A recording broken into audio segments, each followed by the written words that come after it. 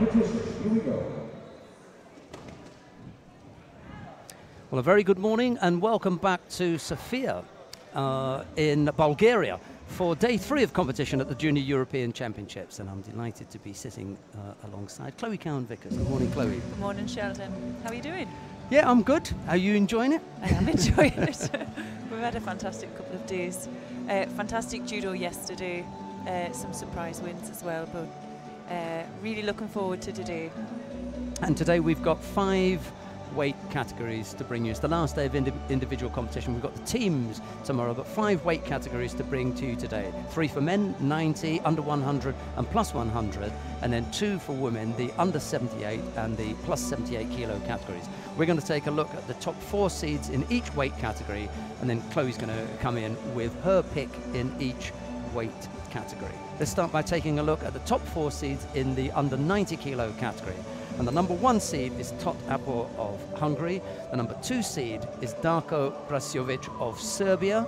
The number 3 seed is Harry Lovell Hewitt of Great Britain. And the number 4 seed is Tim Schmidt of Germany. Right, well, a medal could come from any one of those players. All had a really strong year in the junior level, but I'm going to go with Lasha Bakura from Georgia. He wasn't mentioned there, but he is already cadet world champion, and he's had a really strong performance just recently at the Berlin Junior Cup. So it shows that he can do it at the junior level. Yes, he's only 18 and he's young, but he's got a lot of talent. Okay, so that's one from outside of the top 4. Let's take a look at the top 4 seeds in the under 100 kilo category. And the number 1 seed is Daniel Zorn of Germany. The number 2 seed is Matthias Madsen of Denmark. The number 3 seed is Jelle Snipper of the Netherlands. And the number 4 seed is Yevhen Vehera of Ukraine. Well, Daniel Zorn is already a junior bronze medalist, but I'm going to go out of the seeding. And I have to really, because we've got Onzi Sanabelidze from Georgia. Yeah. And, well, he's already a gold medalist at the European Open in Oberwert just this year and a Grand Prix medalist as well. I can't also discount Simeon Katerina from the Netherlands. He's cadet world champion and a senior European Cup winner.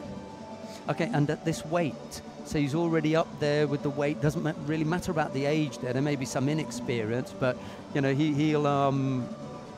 yeah, I think that's worth a look at the Catherine from the Netherlands. But unless it's Sanabelidze, I mean, he may be out of his league here. Yes, you know, to be honest, with the kind of success that he's had already. But we shall see. But I think that is a good pick. Right, let's take a look at the top 4 seeds in the plus 100 kilo category. The number 1 seed is Enej Marinic of Croatia. Number 2 seed is Vaculik Richard of Hungary. The number 3 seed is David Babanyan of Russia. And the number 4 seed is Eric Abramov of Germany. Yeah, well, I've gone for 2 here. Enej Marinic from Slovenia. Well, he's our number 1 seed, but he's a junior world bronze medalist, senior European Cup winner as well. Has a massive uranage, which you'd expect, but it's unusual for a junior heavyweight to be mixing it at senior level. It really is unusual. But also sitting in Pool C, he's unseeded, is Gela Zelashvili from Georgia. He's under 23 European bronze medalist as well. I hadn't seen that. I hadn't seen the Georgian's name on that draw sheet. So it will be interesting. And I mean, the interesting thing for me about when you get up to 90, well, actually even 81 as a junior, you know, that's already, it's a big junior, isn't it? 81 kilos, 90, 100 plus 100. Yeah. And you're still, you know, in your teens. So maybe with those fighters, that takes a little bit of getting used to, and you normally see the bigger throws there. Yeah. Very exciting. It's going to be really... That could be something. Yeah. So, Gela Zelashvili, look forward to seeing that. Under 23 European bronze medalist already. So he's already been on with some of the older players. Yeah, well worth taking a look at. All right, we've got 2 weight categories for women. The under 78 kilo category. The number 1 seed there is Patricia Sampaio of Portugal. The number 2 seed is Christina Faber of Germany. The number 3 seed is Lea Schmidt of Germany, and the number 4 seed is Carla Prodan of Croatia. Well, Patricia Sampaio from Portugal, she is experienced, she's had a lot of success at cadet and junior level. She was a former silver medalist at Junior European, missed out last year, had a disaster last year, so she'll be really pushing to get on the podium today. But someone who I'm going to go with is Christina Faber from Germany, still only 18. She's really on form this year. She's strong, she's explosive, and she's a pleasure to watch. So she's going to be my top pick for the top of the podium.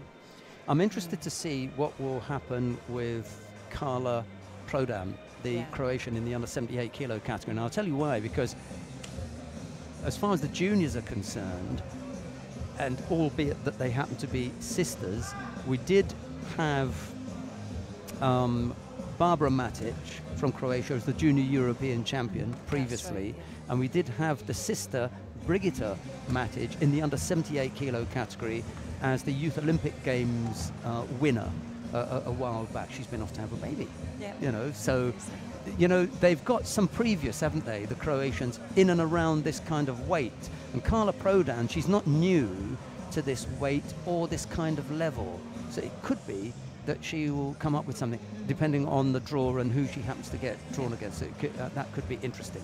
Right, let's take a look at the top 4 seeds in the plus 78 kilo category. The number 1 seed is Marketa Paulusova of Czech Republic. The number 2 seed is Jigitveru Mercedes of Hungary. The number 3 seed is Esir Kubranur of Turkey. And the number 4 seed is Renée Lucht of Germany.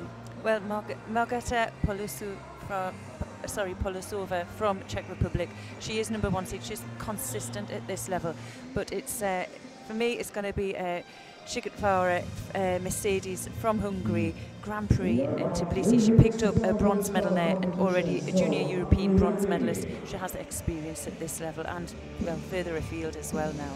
Yeah, I don't think there's anyone at senior level for Hungary in the heavyweights, and she's been getting the run out for Hungary at senior level. So I think she's just got that touch more experience than some of her competitors in this weight category. Number 2 seed, so she's a little bit shielded as well from some of the others, and there may not be the same kind of punch, you know, in the plus 78 kilo categories. I'm not being disparaging to that weight category, but it has for a long time been a difficult one for us to, you know, get the best out of. Hey, today could be the day. Anyway, we will get underway at exactly 11 o'clock, but before that, Ivan has got a few messages for you. Take a look at this. 2 minutes after the start of competition.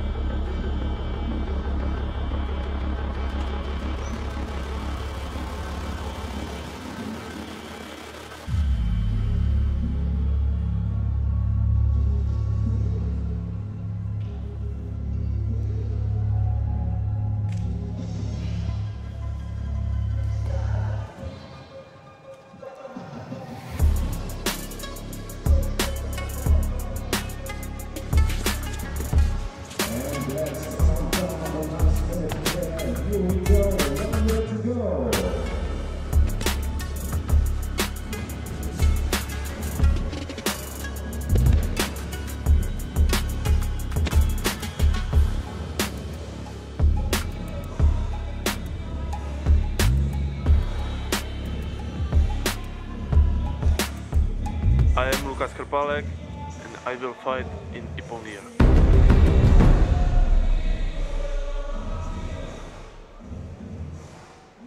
Right, thanks for that, Ivan. We're going to get underway with the opening contests in the under 100 kilo category. That's on mat 2. You at home, of course, can choose whichever mat you want to watch, but if you click on the little icon that looks like a microphone, then you will go wherever it is that Chloe and I go. And we're going to start by taking a look at the first contest in the under 100 kilo category on mat 2. It's Alexandru Roman of Romania. He's up against Zvezdan Zukic of Montenegro. It'll be Roman in the white judogi, Zukic in blue. Men's under 100 kilo category first runner in the white from Slovakia, Miroslav Jukic, Lauzia. I think. And the blue from Spain, Ilya Karagiani. For some reason, I just have a feeling that day one, first day, just had that little bit more about it. I don't know why. And then yesterday there were some highlights, but day one, you know, every weight category had you know, something special in it. We had the two Georgians in the final yesterday in the under 81 kilo category, and then I think the Ukrainian Manukian. He was the pick there, but only because he was so casual. Yeah. It was almost, he was annoyingly casual sometimes in his approach. He must have had the coach, you know, pulling her hair out. Anyway, we're underway. Opening contest in the under 100 kilo category.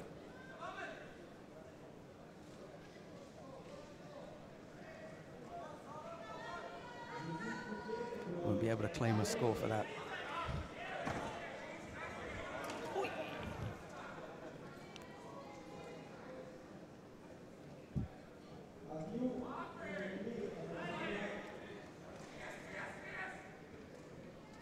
Even happens to the chief.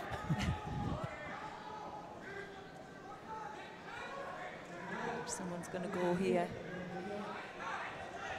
Couldn't quite get the purchase on that to get any part of his back or side on, but it's early into this first round contest, and what we're going to see in the under 100s and the plus 100s, and the level of commitment and the power here. He's really struggling to get what he needs. Is could run out of steam here. Yeah, fitness levels for the younger fighters are sometimes an issue. It takes time to, you know, to develop that kind of staying power, and the kind of training that you need that will allow you to fight for those long periods is the kind of training that you really don't want to be pushing too early on young developing players, because it is very, very physically taxing. So you're away from the competition environment and you're spending all your time on these kind of exercises that will develop power and stamina, but your body's growing.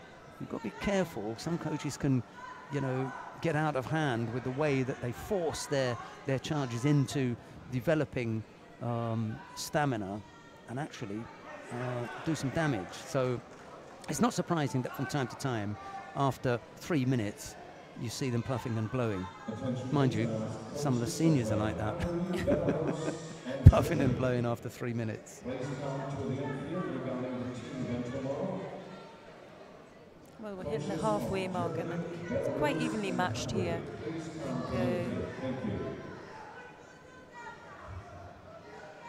just need a bit more movement, and we've got the level of commitment, but the throws aren't coming off because it's a bit untidy there by Roman.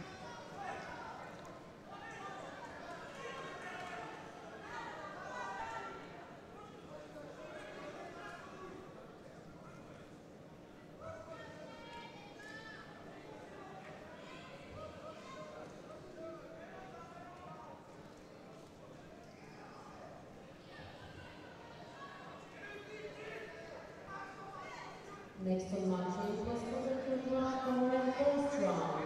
Jukic quite early on had a chance for a Maki Komi, but he was half thinking about attempting his own technique and half, you know, worried about getting countered. Just a little bit shy there. It was a nice effort.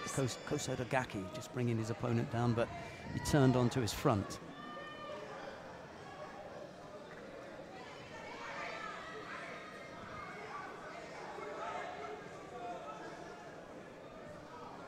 Coach already picking up a warning. You don't want to be asked to leave the chair, the very first contest of the day, that's your day done. That's a wrap on your day. Yeah, that's it. Up into the tribune. I sometimes don't think it makes any difference. They sit up in the tribune and hollow from there, but they do. Seems to be a lot more warnings at juniors, level. Yeah. I said to Irakli Uznadze this morning, how long are you going to be in the chair for today then? 2 hours? And that is an experienced coach, isn't it?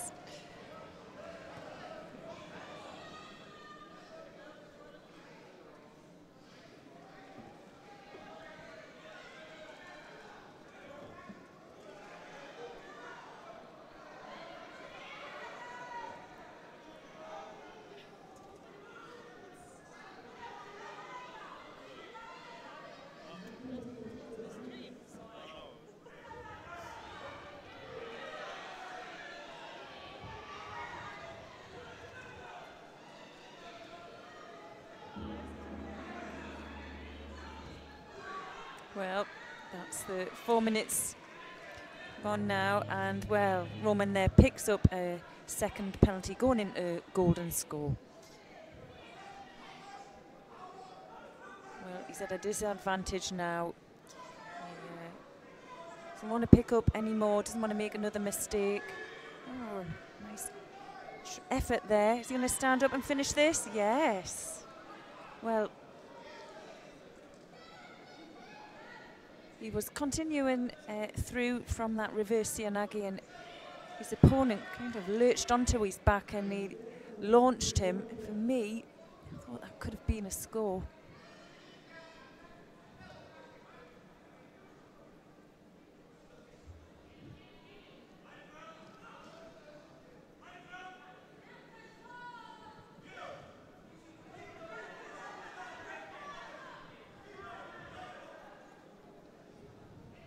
Next contest on the one bench under 90 kilograms, second round.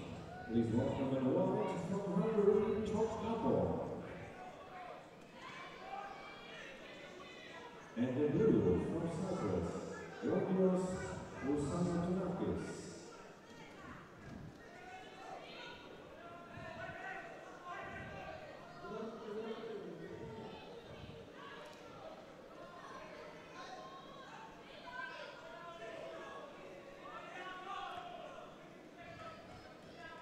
Well, Jukic, for me, looks like he's taken this one.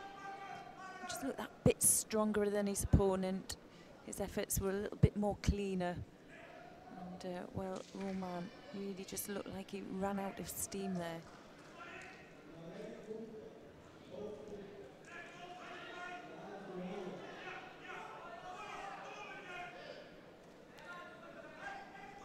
Picks up that third penalty, which finishes the contest, and first win goes to Jukic from Montenegro.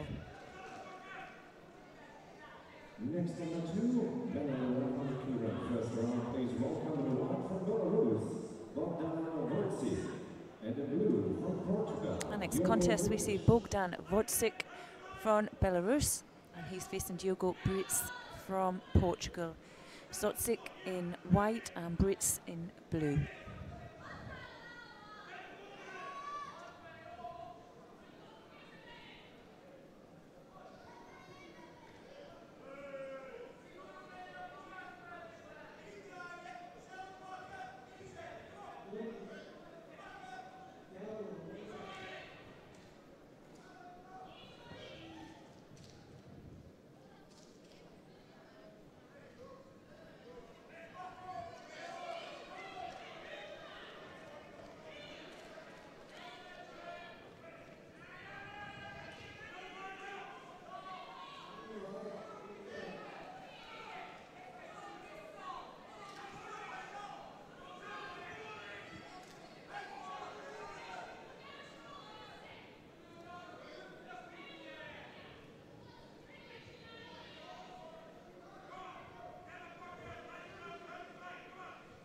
So it's like they're looking for the over, the top grip. He struggled there, just in the opening minute, to get his grip due to Britz's inside lapel grip, but there he seems to be getting his own way.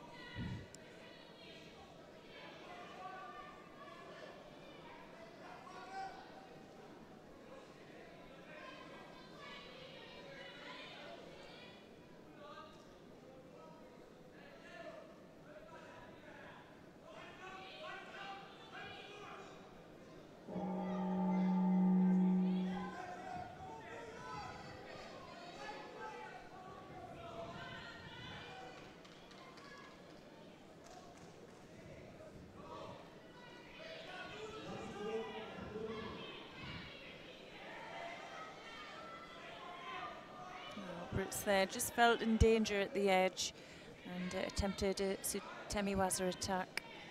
Well, he moved his opponent. It was enough not to warrant a false attack.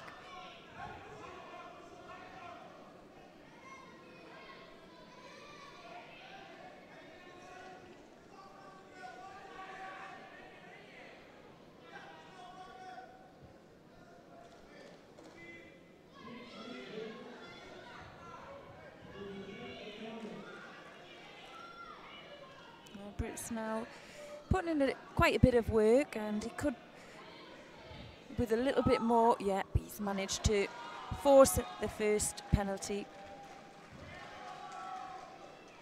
Still just under the 2-minute mark.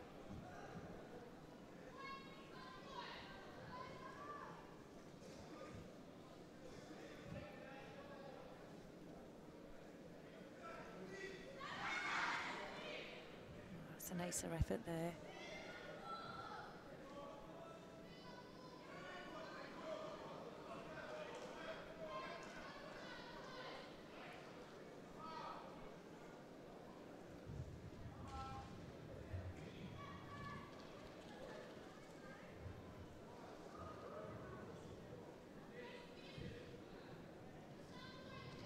Next contestant match 3 equals 100 kilogram men's first round with white judo from Portugal, Oh, well, super effort. Well received there from Brits. Just manages to get his elbow down, so there'll be no score. And we're at the minute mark now. Brits doing well here. He's aware of his opponent's danger with that over the top grip. He's holding out there, and then he'll come back onto the lapel, and he uses that to keep the distance. You'll see him just use his shoulder and his body movement to create that distance again. But that's where the danger is, and well, comes back again with an attack.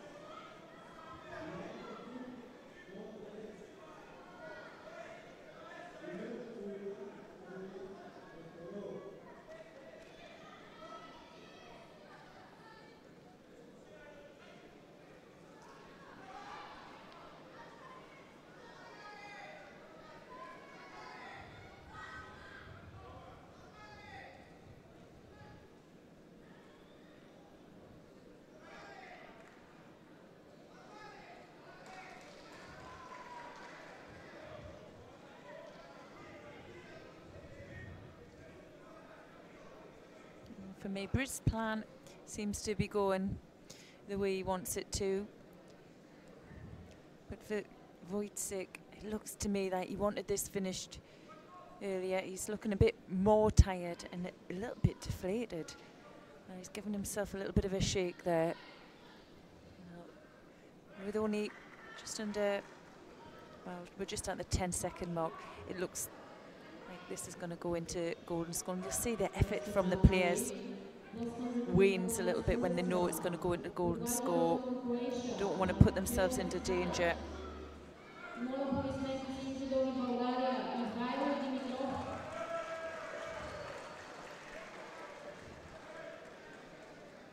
This is anyone's now.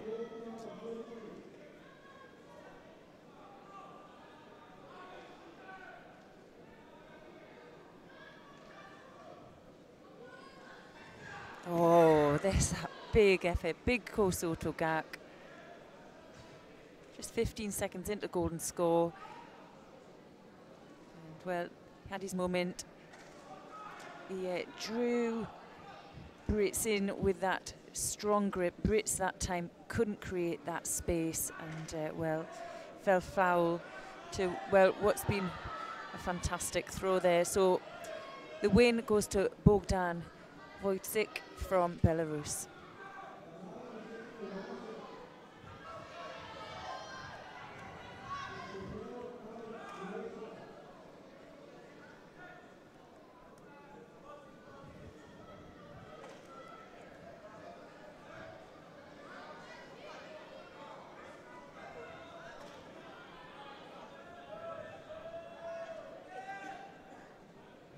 Next on match 2 is men's under 100 kilogram first round. Please welcome the one from Croatia, Josip Kokeza.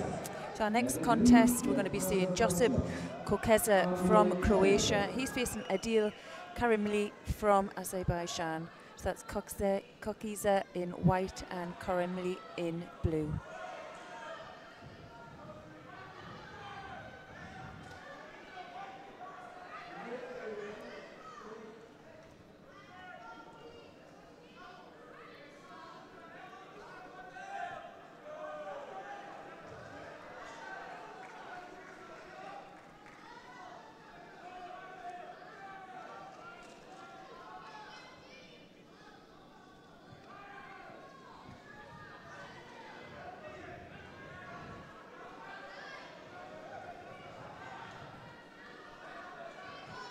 Well, Karimli, only 17 there, and well, you could see him edging forward and putting the pressure on Kokeza, and well, someone's going to go here. Oh, wow. Well, the tables got turned there, and the win, well, the Wazari goes to Kokeza from Croatia.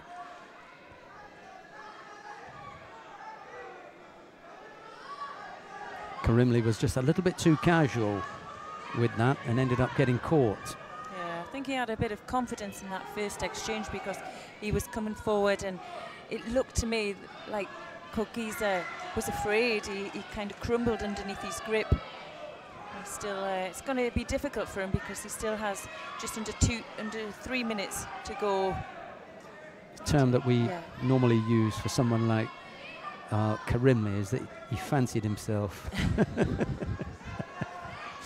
Unfortunately, it hasn't quite backfired yet, but he's behind here by Wazari. 2.5 minutes left, there's plenty of time. You can't afford another error, however.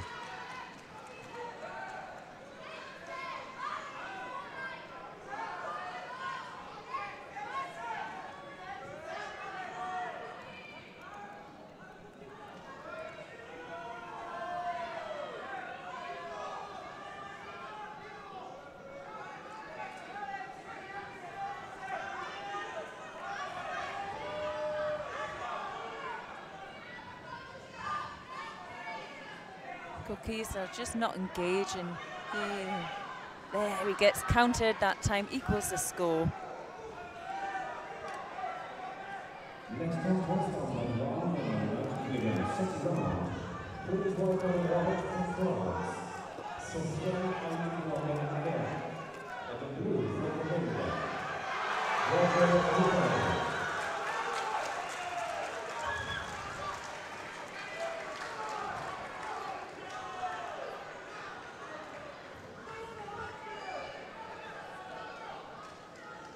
Just under the 2-minute mark.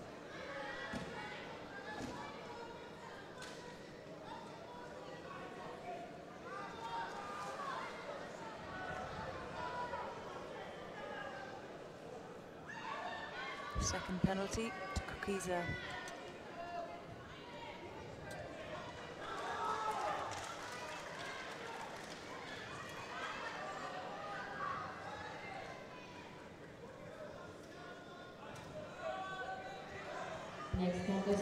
He's gone backwards, hasn't he? Yeah, well, he's walking backwards. He's not engaging with the grip. And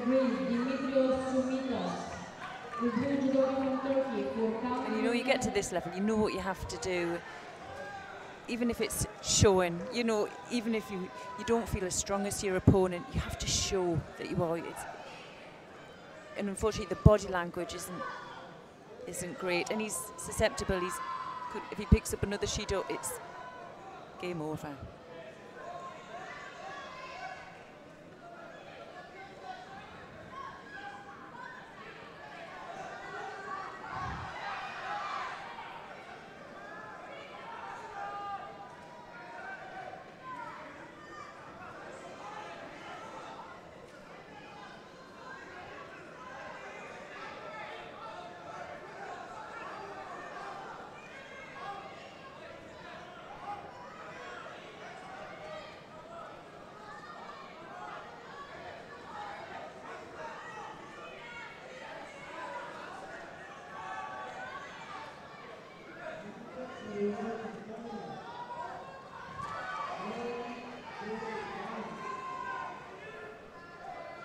Well, that was close.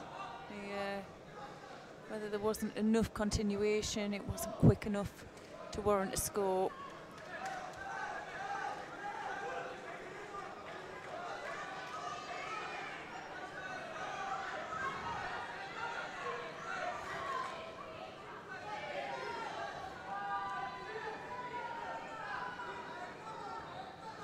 I'd expect if Kokiza doesn't engage in the next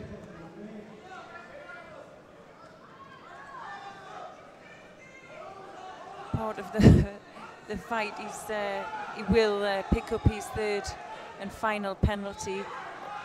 But well, oh my goodness! Body slam, wasn't it?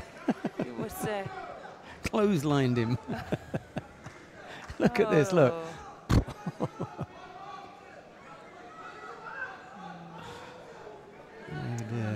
All went wrong, didn't it?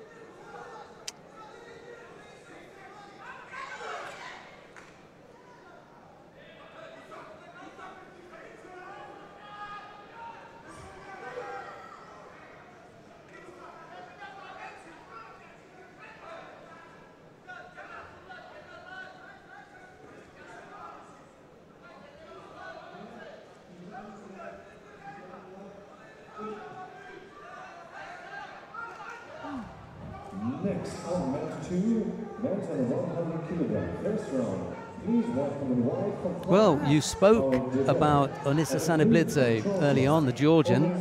Well, he may have a tricky one here. Paul Devos of France. I don't know much about him, but the French have a history of producing good heavyweights.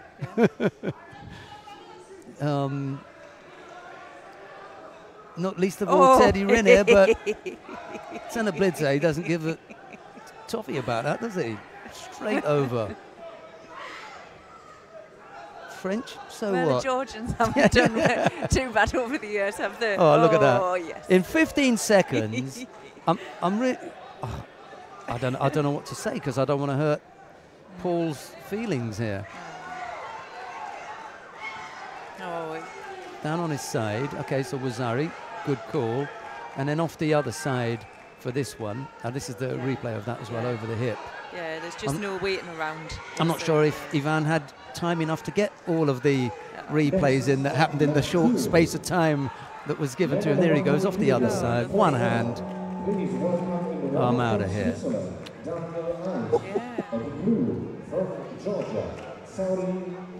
Robbed of my links, you know, with Riner and Douillet. I wanted to wax lyrical about the power of the French heavyweights, and then Sanablidze came in. Spoiled it all. Oh well. There's another Georgian on the mat now, this time in the under 100 kilo category.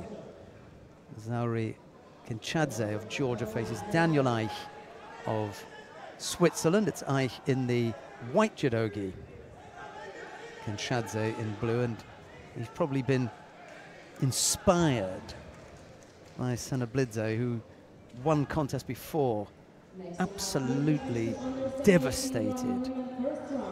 Devos is still leaving the arena. He hasn't left the competition hall yet. Not often you see that kind of destructive power all within 15 seconds. I'm not overdoing it, am I?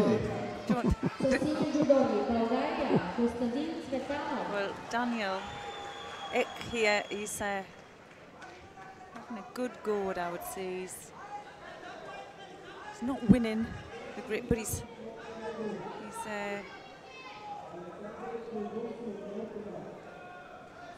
oh, he gets caught there.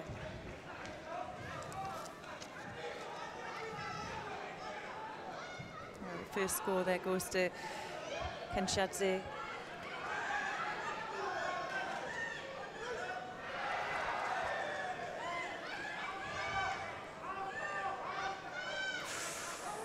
Well, Ike. Yeah, he fought hard there to stay off that. Good boy. Well. He did well. And he twisted his neck, didn't he?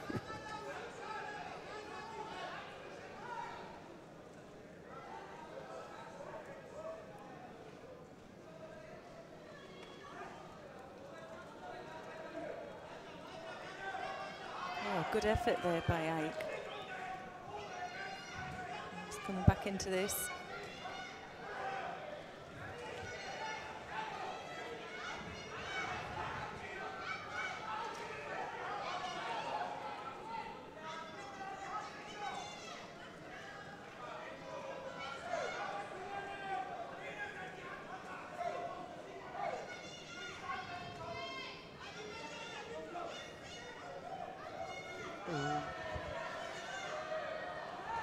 Maybe a bit of a leg touch or an avoidance for the throw there. You get away with that.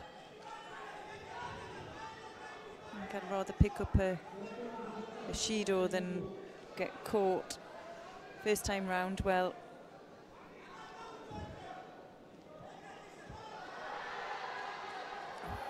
Ike managing to get off that one as well.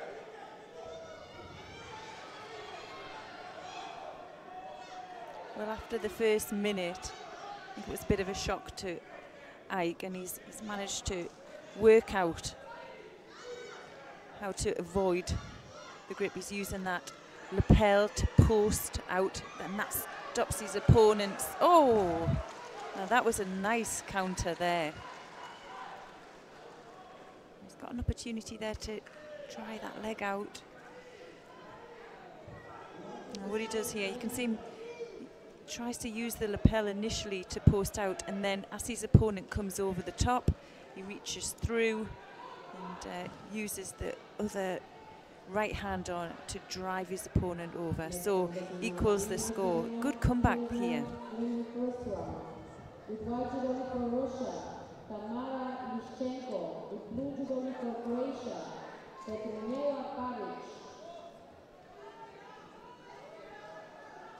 I'd say maybe just taking a little bit of a knock to the face there, just as a sportsmanship.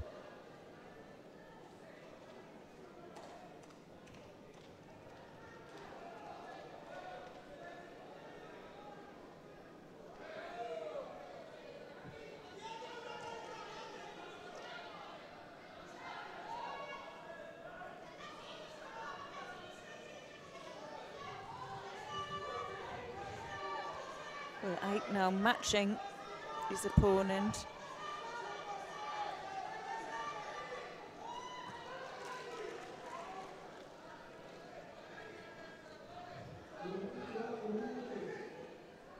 Kenshadze a little deflated now.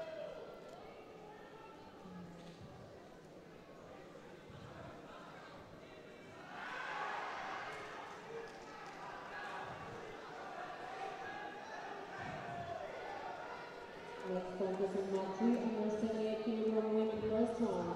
White judogi from Russia, Madina Kaisinova, and blue judogi from Israel, Inbar Lamir.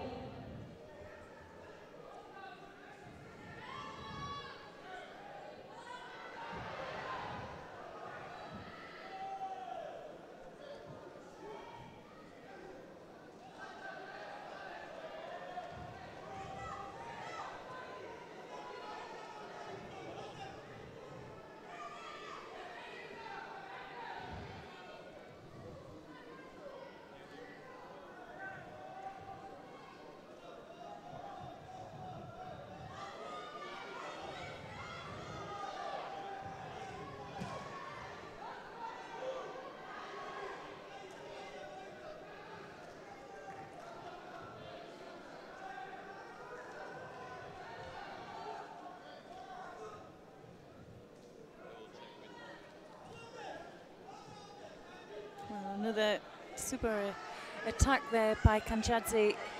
And the trouble with this is, well, he's forcing the first penalty there. Oh! Well, that was just a stellar performance by Ike.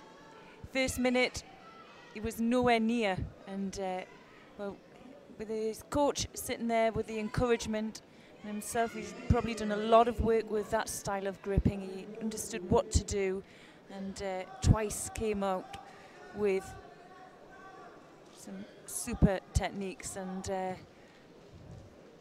well, Kanchadze, we can't believe it. Oh, the first round exit there. Well, Daniel Ike from Switzerland wins that round one. He'll see him later on. And the blue from Spain, Ilya Cabriani. Next contest, we're going to be seeing Ivo Baranowski from Poland, and he's facing Jan Goldhammer from Germany. Baranowski in white and Goldhammer in blue.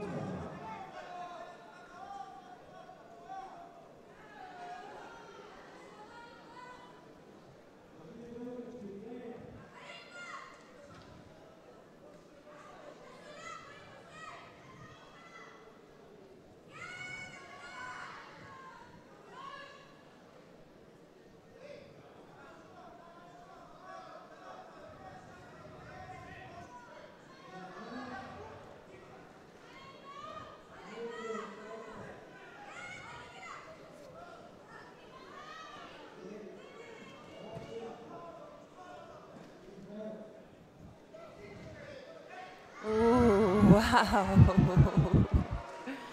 Wow. Well, it took the time, but you could see there when Goldhammer was kind of a little bit indecisive whether he was going to go, and you couldn't afford that. He was too high, and if we can get a replay. Ivan's on it, yeah. mate. He's all over that one. I am reluctant to say that he got hammered. But there you are, I've said it now. I hope he doesn't find his way find you. No, I mean, well, tell you what though, both of them, you could see they were both edging, the posture, you know, you could see it coming in. I think the difference the difference with both heavyweights in the refereeing and we watch it, you can't expect it to be 100 miles an hour, but when something comes out like that, so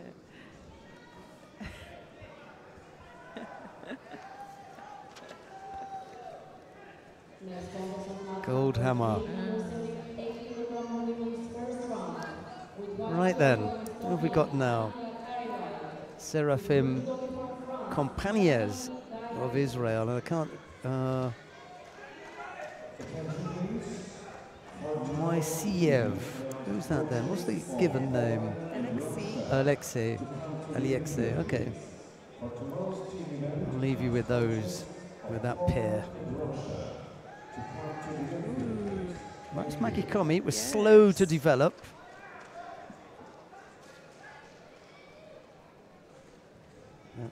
Companies is on the board. I mean, the last time that Israel had a junior European champion, heavyweight junior European champion, I think it was Mamislatov, if I'm not mistaken. Oh. No. Okay, so you can't do that. Let's have a look at the replay. Right, so he cannot claim that.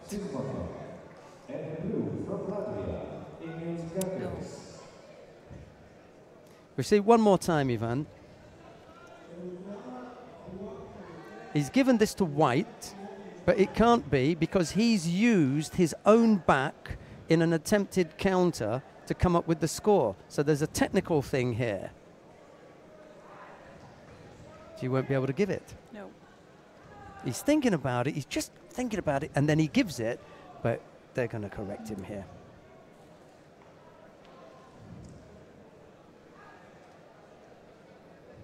Have you discussed the reasoning Yeah. behind that Right. rule change?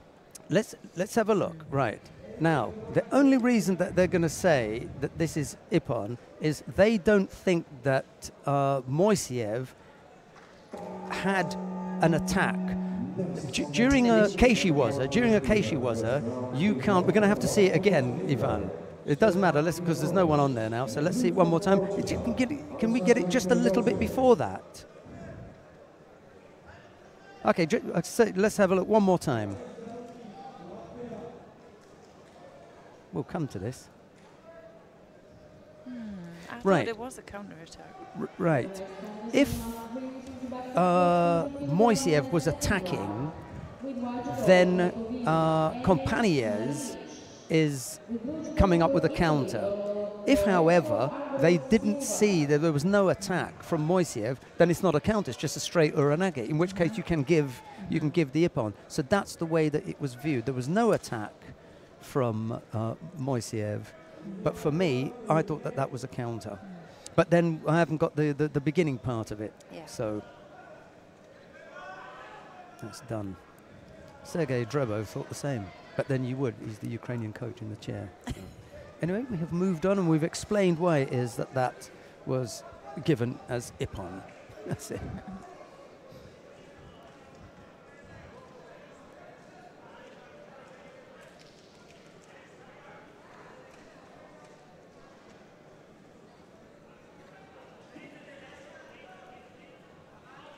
Stefan Vidakovic from Montenegro. He's in white and he's facing Alexander Teodosio of Portugal. Teodosio, that's a good one. Vidakovic and Teodosio.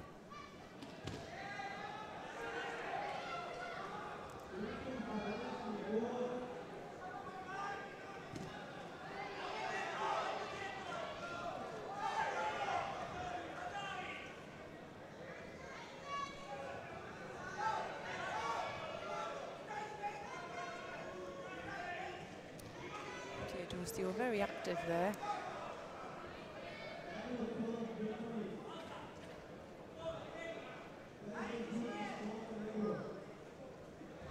Ooh. Yeah, see, that's what I think it happened.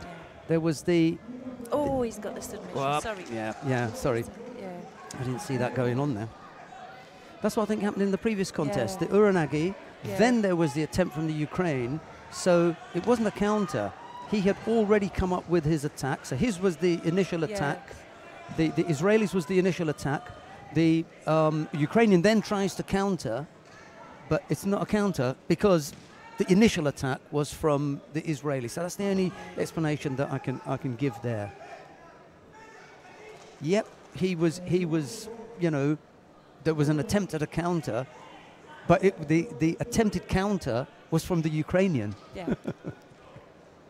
Next on round two, Who was telling us about the pronunciation of the Lithuanian names? Do you remember how it was a soft, Yes. you know, thing? Oh, it was Christian Fraser. Here, let's have a look and see what he says. Lithuania, Justina Yaroslawska, and blue from Israel, Ras Hershko. Raz Hershko and Kimelioskaite. Yeah, okay, that's easy enough, yeah. On the line to one now, men on the line to kilogram. Second round, in white from Russia, Mansour Losanov, and the blue from Georgia. Bit of a size difference here, but I know that Raz Hershko has had some good results. I see it late.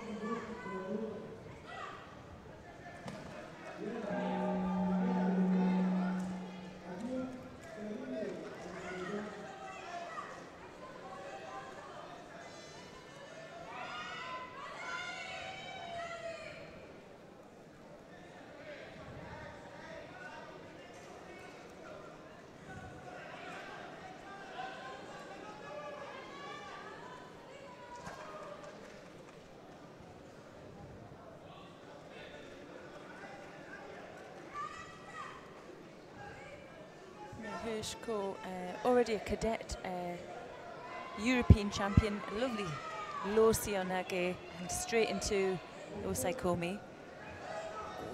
Oh, come on, come on. Tighten up. Oh, she's lost that one. She just lost the Went to sleep there. arm, didn't she? Did you come up with a score first of all? Yes, Okay, so yes. missed out. Of Yeah. course, had she come up with the 10 seconds, then that would have been over and done with. Okay, so there's a score on the board for Hershko. Yeah, Just really. slightly sloppy with the Osai Waza. Oh, she's hard working there. She's under 23, European silver medalist from last year.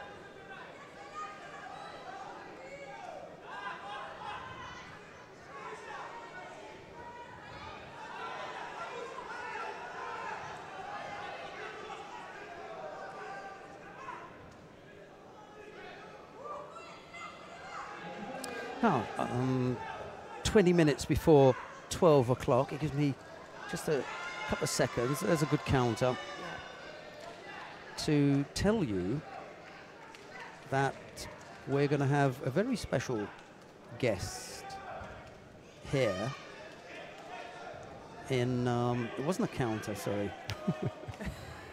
I've got counter on the brain now.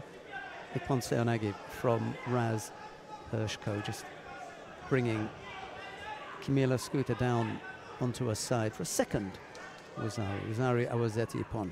We're going to have a very special guest in about 20 minutes time. We're going to welcome the winner of the under 70 kilo category, yesterday's under 70 kilo category, Alice Belandi from Italy. And it will be Chloe Cowan-Vickers to chat with Alicia for as long as she's happy to stay up here for. She's really happy, comfortable, and articulate in English. She'll make for a nice guest.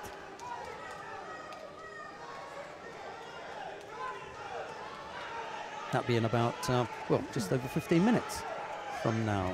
I shall make way for Miss Belandi. And there's a nice article on the EJU website as well. Ruslana Bulavina of Ukraine is another Israeli in the plus 78 kilo category. Shoshana Chalon of Israel. It's Bulavina in the white judogi, Chalon in blue. Or Bulavina. Just where you put the emphasis, I think. In English, we tend to say Bulavina. Yes. But in Ukraine, I think it's Bulavina. Slightly softer.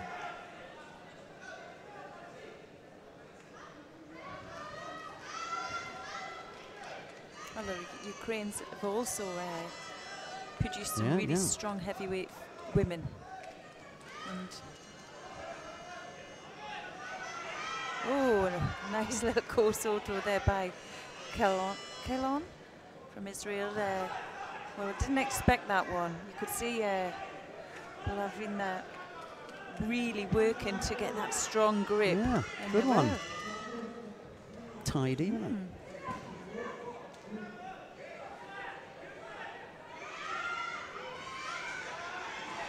Next on that one, second row, please welcome in white from Portugal, Guilherme Salvador, and the blue from Ukraine, Vadim Volkov.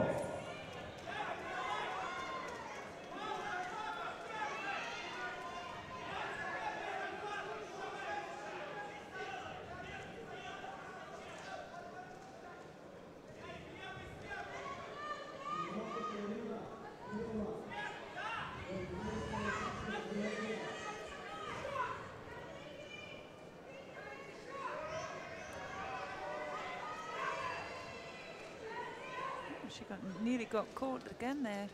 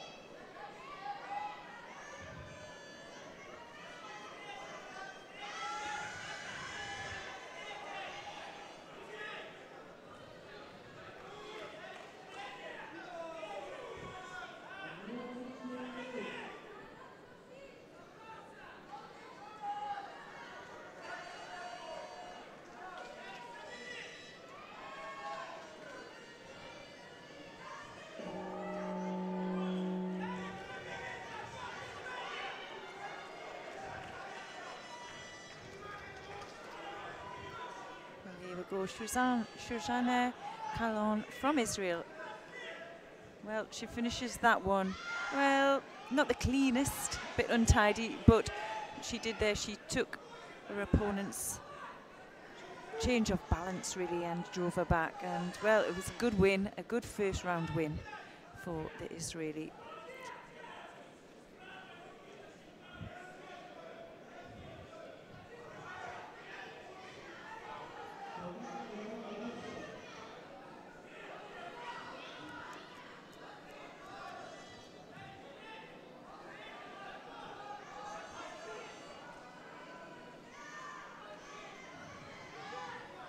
Next on round 2, men at 100 kilograms, second round.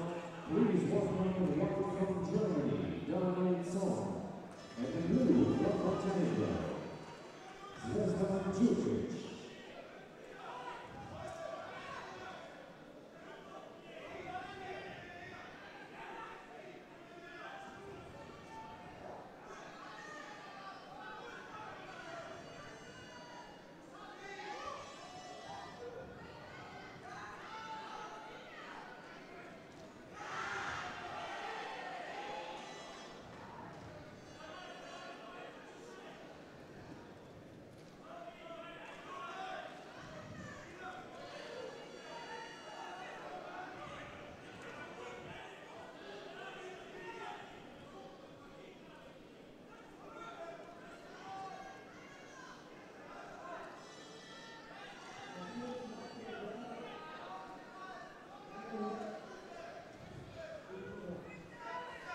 Well, we're back onto round 2. Daniel Zorn from Germany in white. He's facing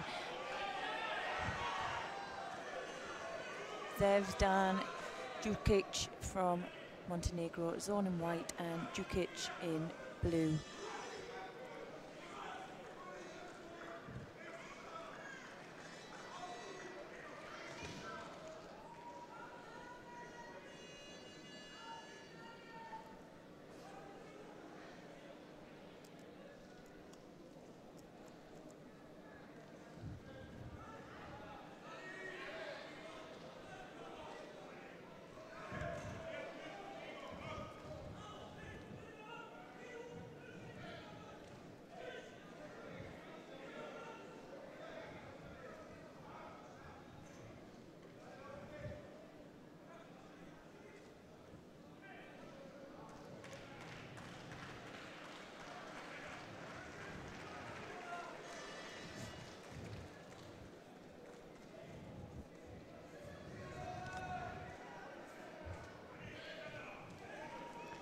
Daniel Zorn coming in at number 1 seed, already a bronze medalist at junior European level.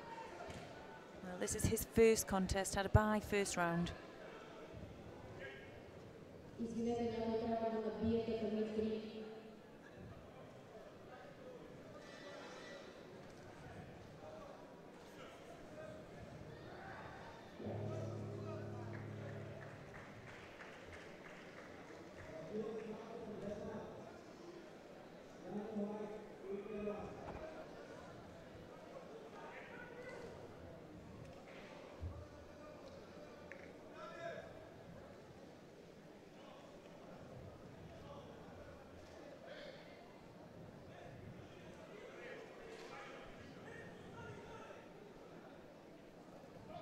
Jukic there picking up his first penalty, just holding out too long. Needs to use movement or try and change his grip. He's obviously feeling a bit under pressure from zone. Next on that round, men under 90 kilograms. Second round, please welcome in white from Serbia, Darko Brasnovic. And in blue from Ukraine, Alexei Bobenko.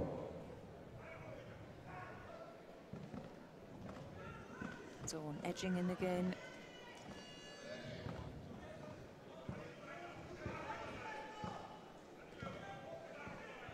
Forcing the second penalty.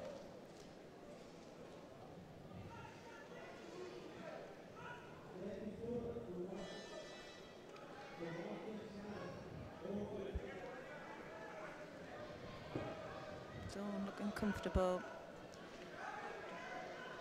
Nice and sharp there, come back.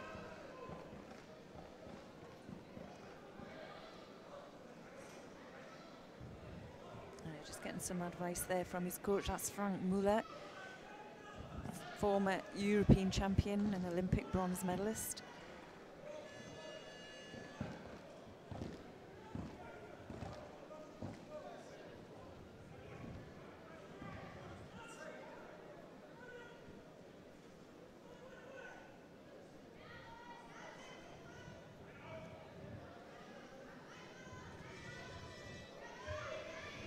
Seconds left here. Can he get that leg out in time?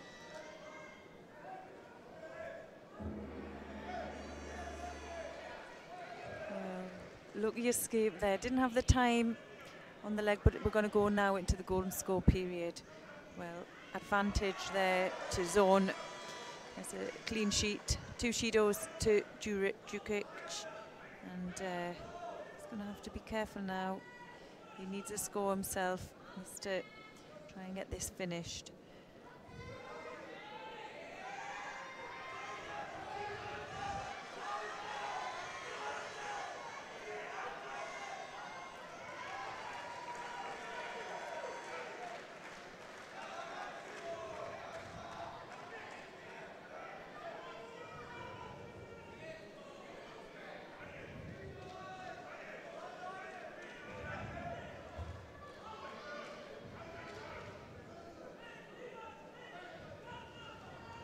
Next person mark number 3 plus 100 kilogram men's second round in white judo.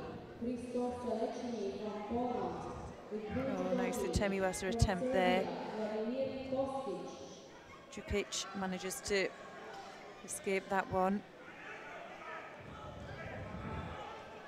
Well, Jukic knows now he can't afford another penalty, and he has nothing to lose but to try and score here.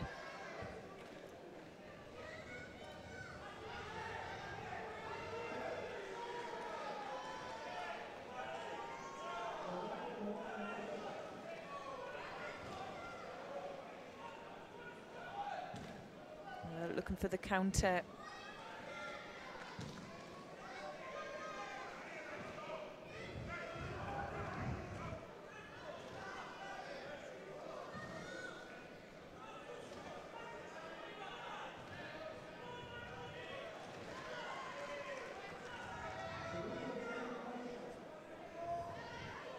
Oh, well, there we go. Now, for me, I thought that was a counter attack. Let's have a look.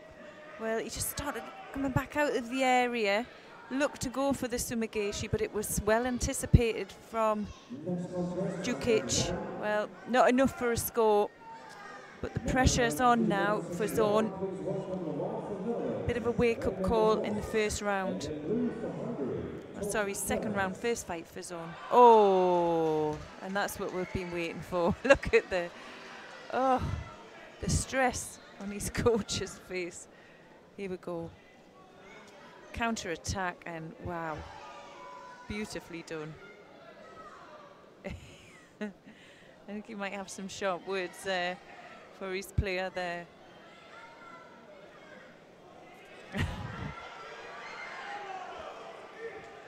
It's a good comeback there for Jukic, but a bit too much maybe to ask. number 1 seed goes through.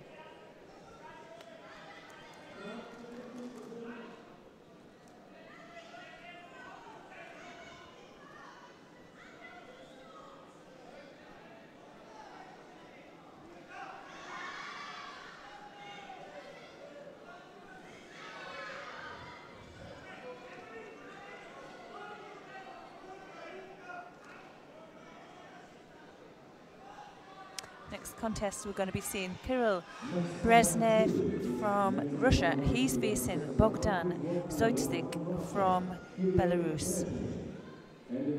Brezhnev in white and Zoytsik in blue.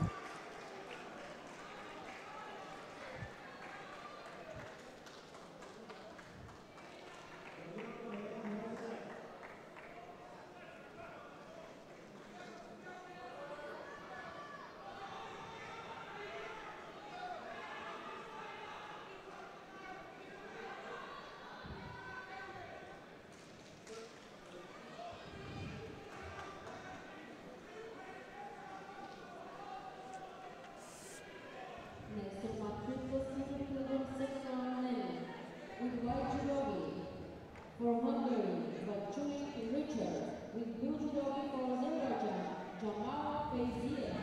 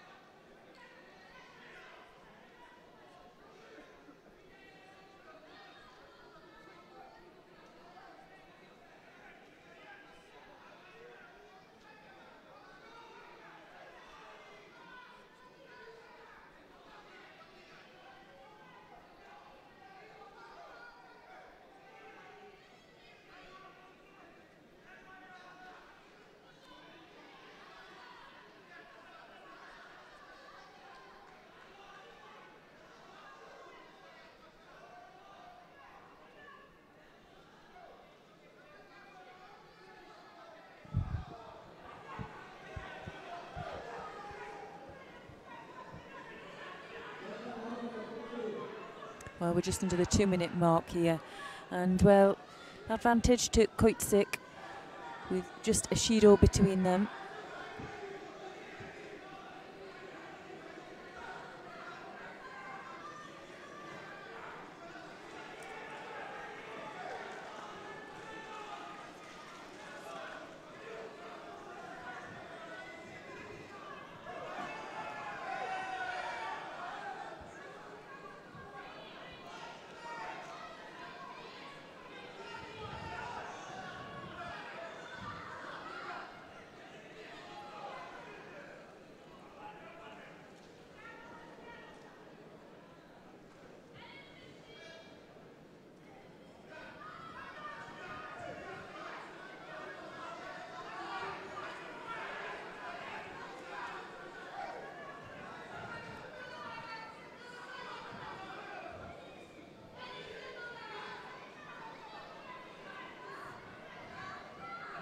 Next contest on mat 1. Men under 90 kilograms second round. Please welcome the right from Italy, Andrea Fusco.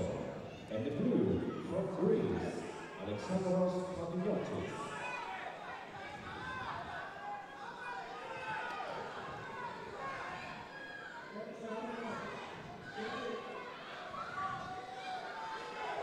That was a better effort there from the Russian. Well, it's a close contest. We're just over the 30-second mark to go, and nothing in it really. No, Brezhnev as well here. He's not getting his own way. You can see Zoytsik there. Just holding out on the grip. Now he's going in again. Strong hand over the top. Well, the attacks are sharp, but unable to keep the grip and follow through.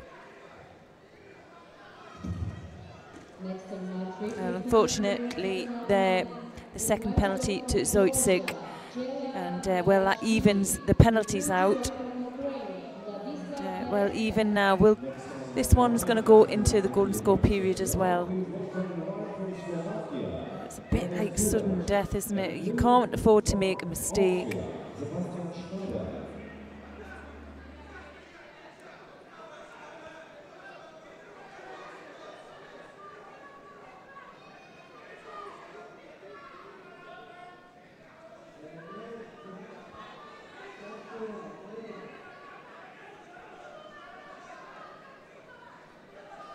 First grips there. Oh, and a big effort there from Brezhnev.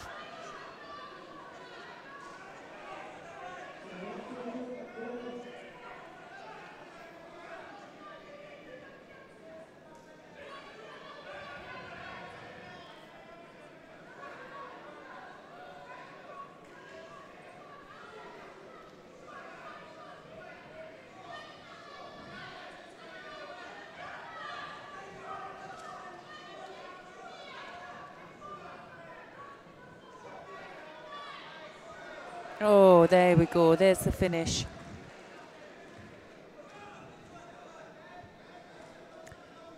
Brezhnev showed that technique throughout, was losing his grip, and well, that time there was no mistake, and he knew where he was going. Didn't quite get his head underneath, and just drove his opponent back, just using the leg.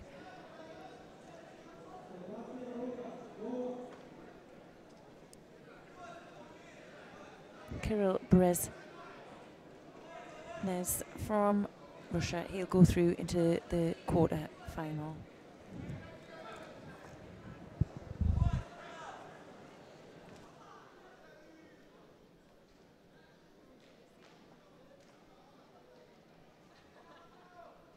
Next contestant number 1 and number 2, women 100 kilograms second round. Please welcome in white from Ukraine, Vera, and blue from Azerbaijan, Adil.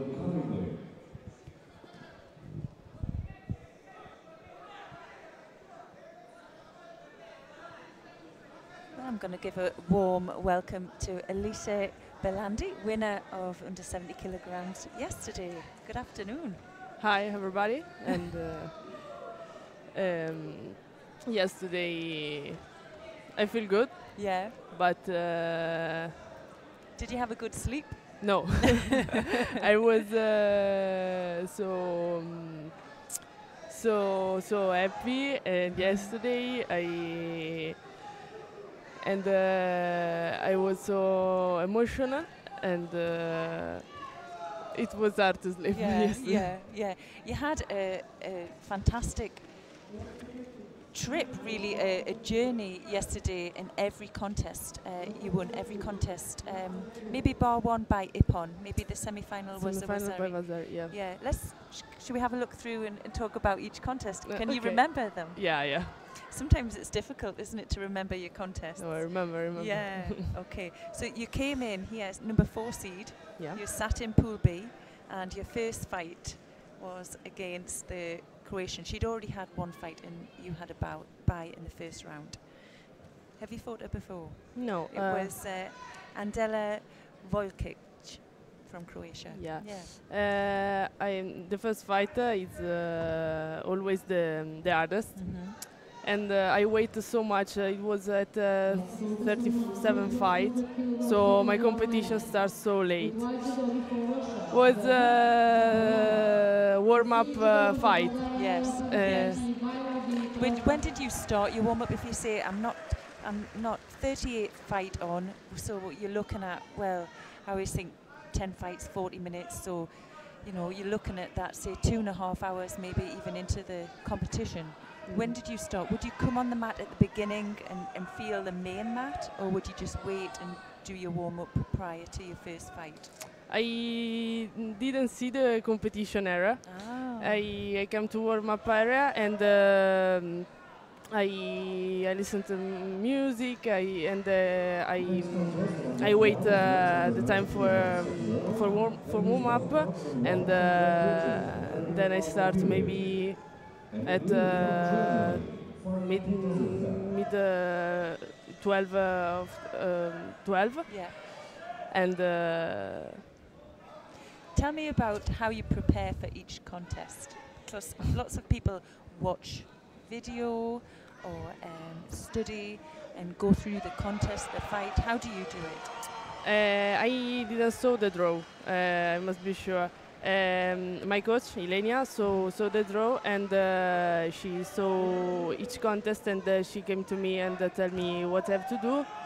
For example, the first girl creation was left, so she told me, okay, she's left. You know what you have to do. Yeah. Do it. Which is giving you a lot of confidence. She knows that you know what you have to do. Yeah. Let's talk about Jelena. So Jelena Skapin is your coach. And how long has she been your coach for? 1 year and a half. Yeah. Because in Italy we joined to a military group to because minor sports can't be paid. The only way that we must be paid is join a military group, and she's the coach of my military group. And at the beginning, she's so free. She's not a person, a cool person. You must know her. Yes. And then she helped me a lot. I was the younger member of the group, and the military group is so far from my home, so it was hard to. Yes. Just to get used to being away from home and the type of training. How often do you train a day? I train in a military group two times a day. 1 physics and 1 judo, and national team 3 or 2, depends. Right. Okay, that's a lot, isn't it? From being at home and then going into it, it's quite difficult. Let's talk about Jelena Skapin. So for people who are listening and you're not sure who Jelena Skapin is, Jelena was double Olympic medalist. Or Europe. I mean, she multi-European medalist and European champion as well. World medalist. We can go back, Paris tournament winner. So for me, she's probably one of the most consistent Italian medalists in men and women. And we know Italy are very well known for getting Olympic medals, and she has 2.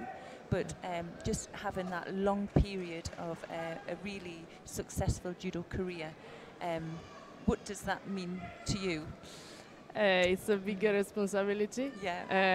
But also she was 70 kilos, no? Yes. She did 63 and 70 kilos. So and her judo is so similar to mine, and she is technically so strong. I think she's the most technical woman I never seen.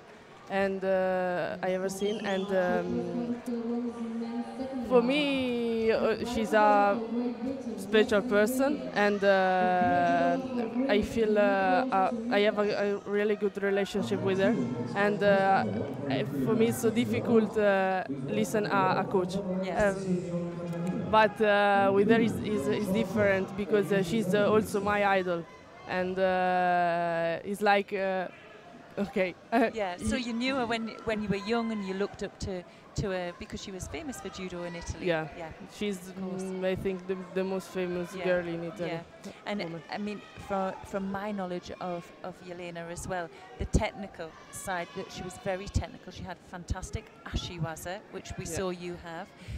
She could throw off the grip, which was like you did. So there was lots of similarities. But what I've used to find about Jelena and watching her, because I maybe was in her weight sometimes, never got to fight her, but was in a different weight category, so I used to watch her a lot. And she was very, what I would say, proactive in her development of a technical. So she would change a technical a lot. Do you find that she does that with you, or is she still developing your range of technique? I think she really helped me. Her judo, as I told before, her judo is maybe like mine. No, mine judo is like her. Yes. And she helped me.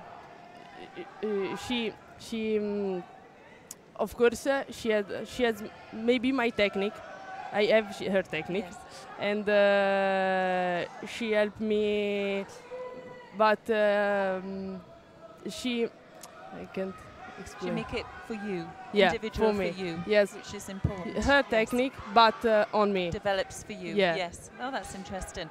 And of course, because she's had that experience herself at your weight category, she understands as well not just European judo, but she also understands international judo, because she didn't just make it in Europe; she made it worldwide. World Olympic. So for you now, your next goal is Of course. Yes. World Championship. World Championships. You know. And how do you feel, because you're successful in Europe, you've had a very good European year over the last year, and you've also medalled at Senior European Cup as well. We saw you in Madrid. Yes. Yes. But how do you feel going out fighting South America, Brazil, Japan, Korea? In training camps, I fight against foreign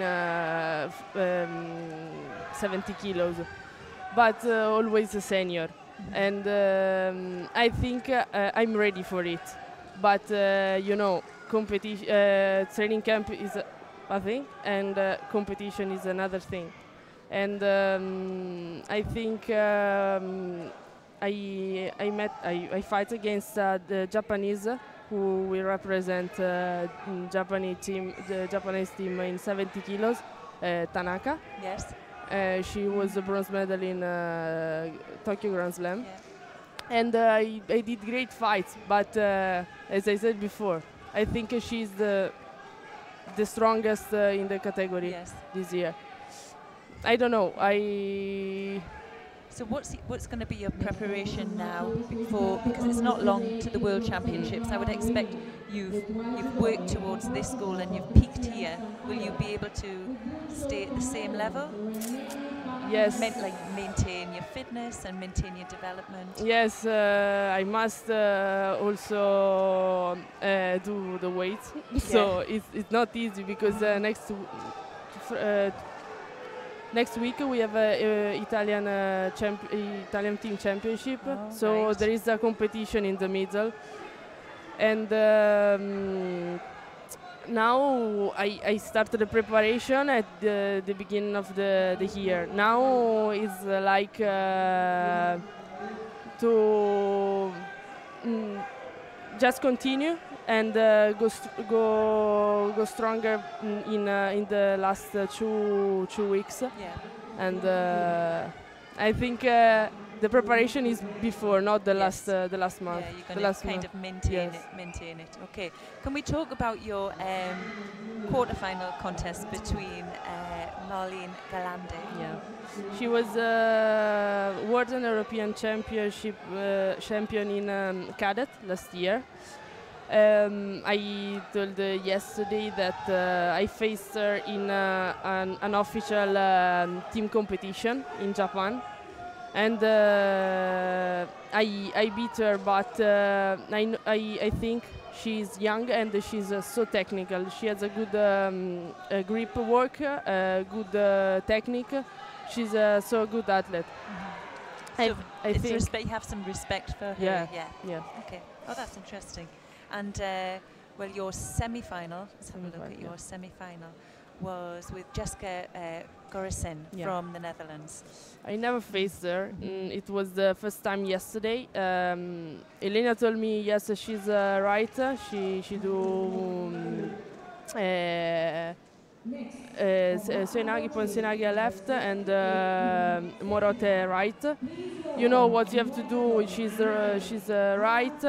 Okay, your grip. You know what the grip you have to do, and she's so strong in Kumikata. But it was. I think it was a difficult fight. Yeah. Nervous. It's a nervous position being in a semi-final, knowing you could have an Yes, opportunity. but I was so confident. Yes. I was. Yeah, you look confident.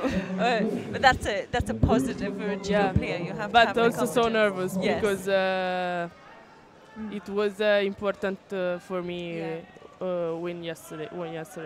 And then in the final, you had another Dutch player. You had Margit de Voogd. Yes. Yes.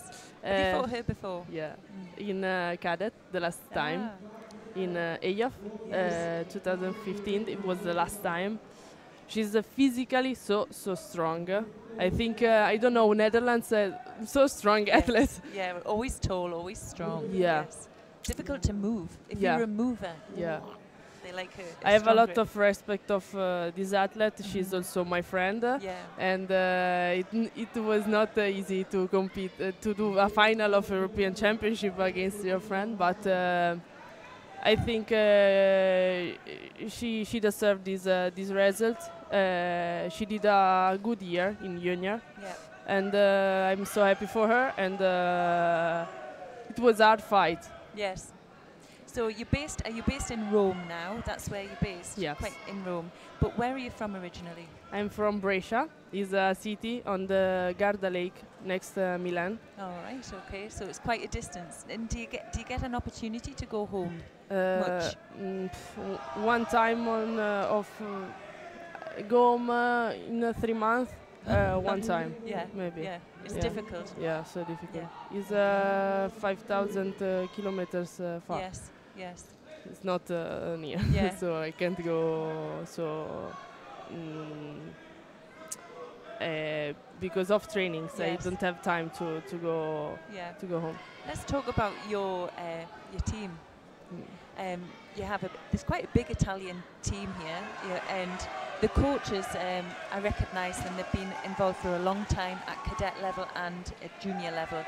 But yesterday, it was a really special moment when you were receiving your medal on top of the podium and they played the national anthem, because the whole team stayed and the whole team sang all the way through. And Christian, who is the guy who does our announcing and plays the anthem, it went on longer than they normally played.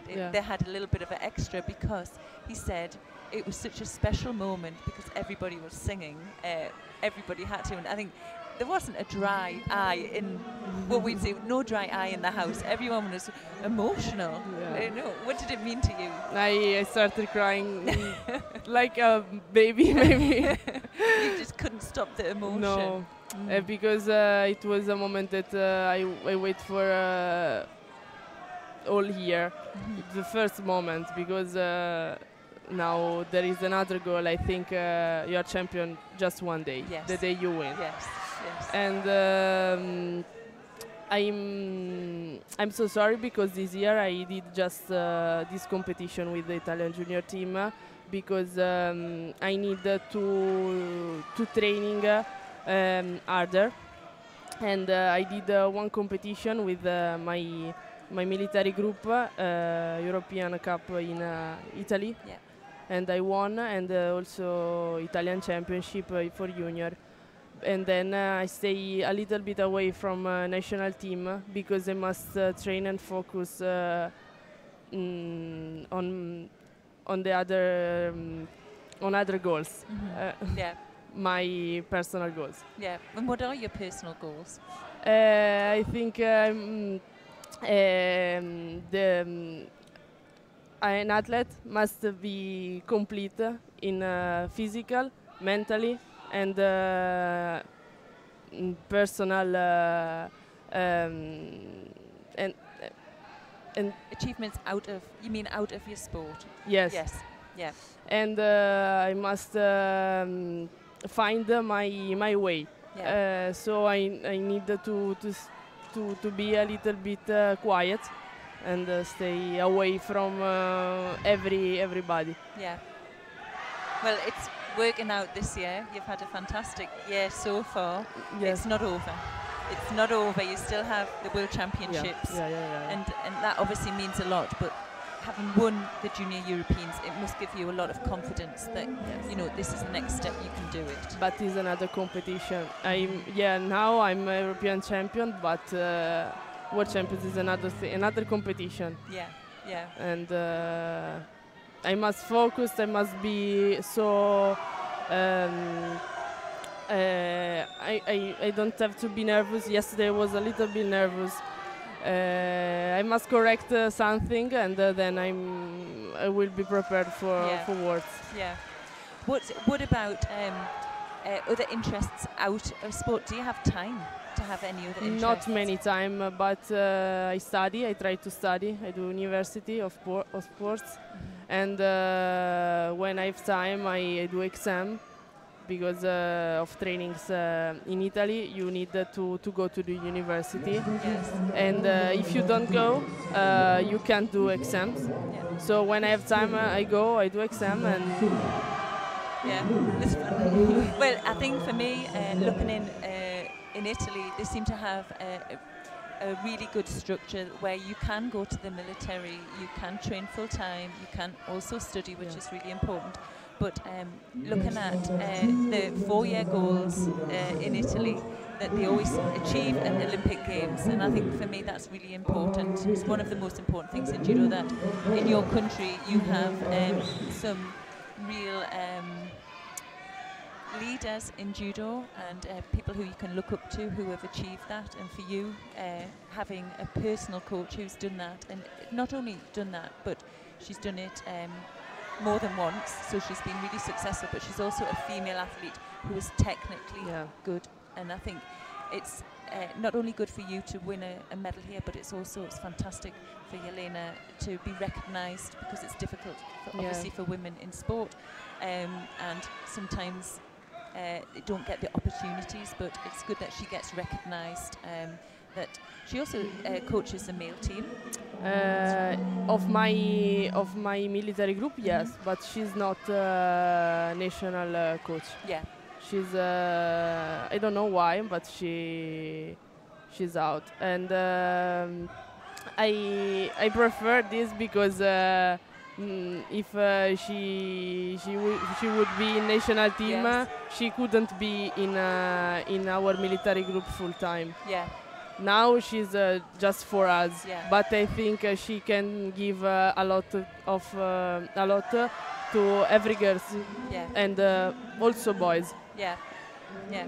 Well, it's been fantastic to speak to you, and I'd just like to say congratulations again from yesterday and your European champion now. And even though you say for a day you are European champion for a year, and you can't take that away from you, that's in history now. But I'd like to say good luck for your forthcoming World Championships as well. Thank you so much. Thank you.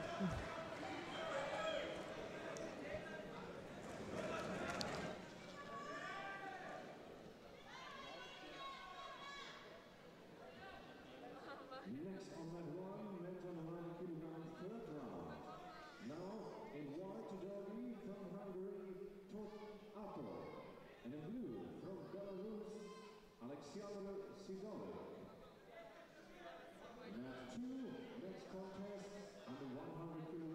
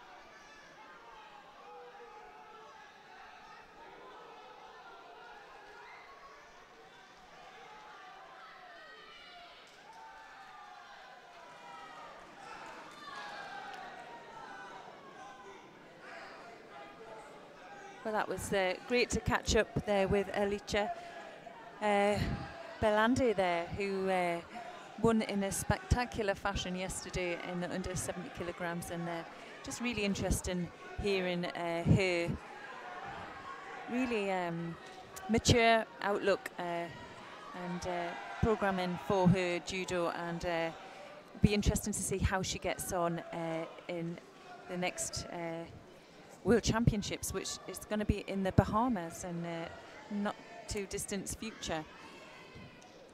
Well, we're joining here this contest and round 2. Please welcome in white from Russia, Well, Jelle Snippet from the Netherlands and Seraphim Companies from Israel.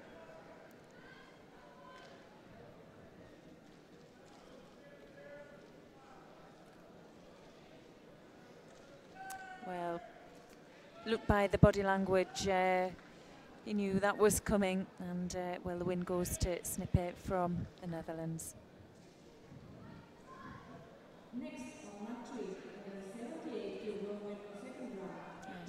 Next contest, we're seeing Špap Zeka from Kosovo. He's facing Andrea Tiodze from Portugal. Zeka in white and Tiodze in blue.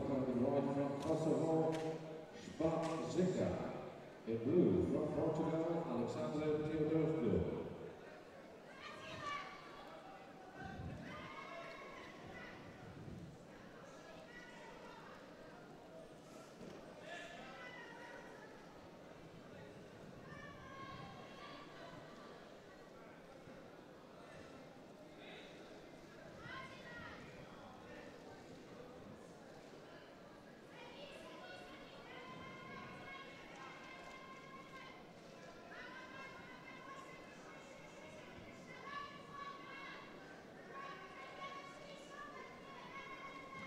This is the last contest in round 2. Zika had a bye first round, and Teodzio, well, he had a good win, and well, we're just under the minute mark. Zika that bit taller, and Teodzio, you can feel some pressure there. You can see him just trying to pull back in, try to create that space. There doesn't seem to be a lot going on. There is, and the movement and the strength and the power come through those arms to try and control and set their opponent up. There's a lot of work going on.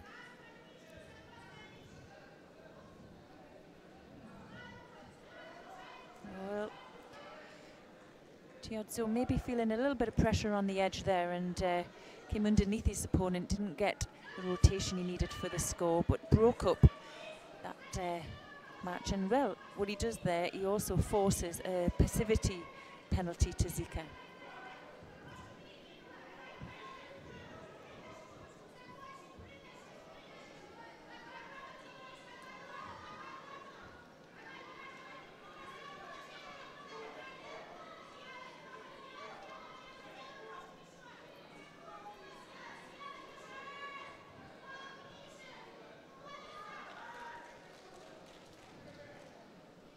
Strong grip there by Zika, unable to really set anything up, and again Teodzio trying to break it up with an attack, just losing his posture there.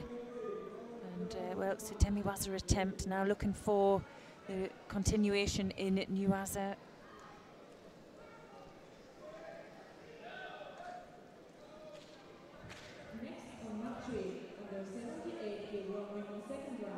Halfway.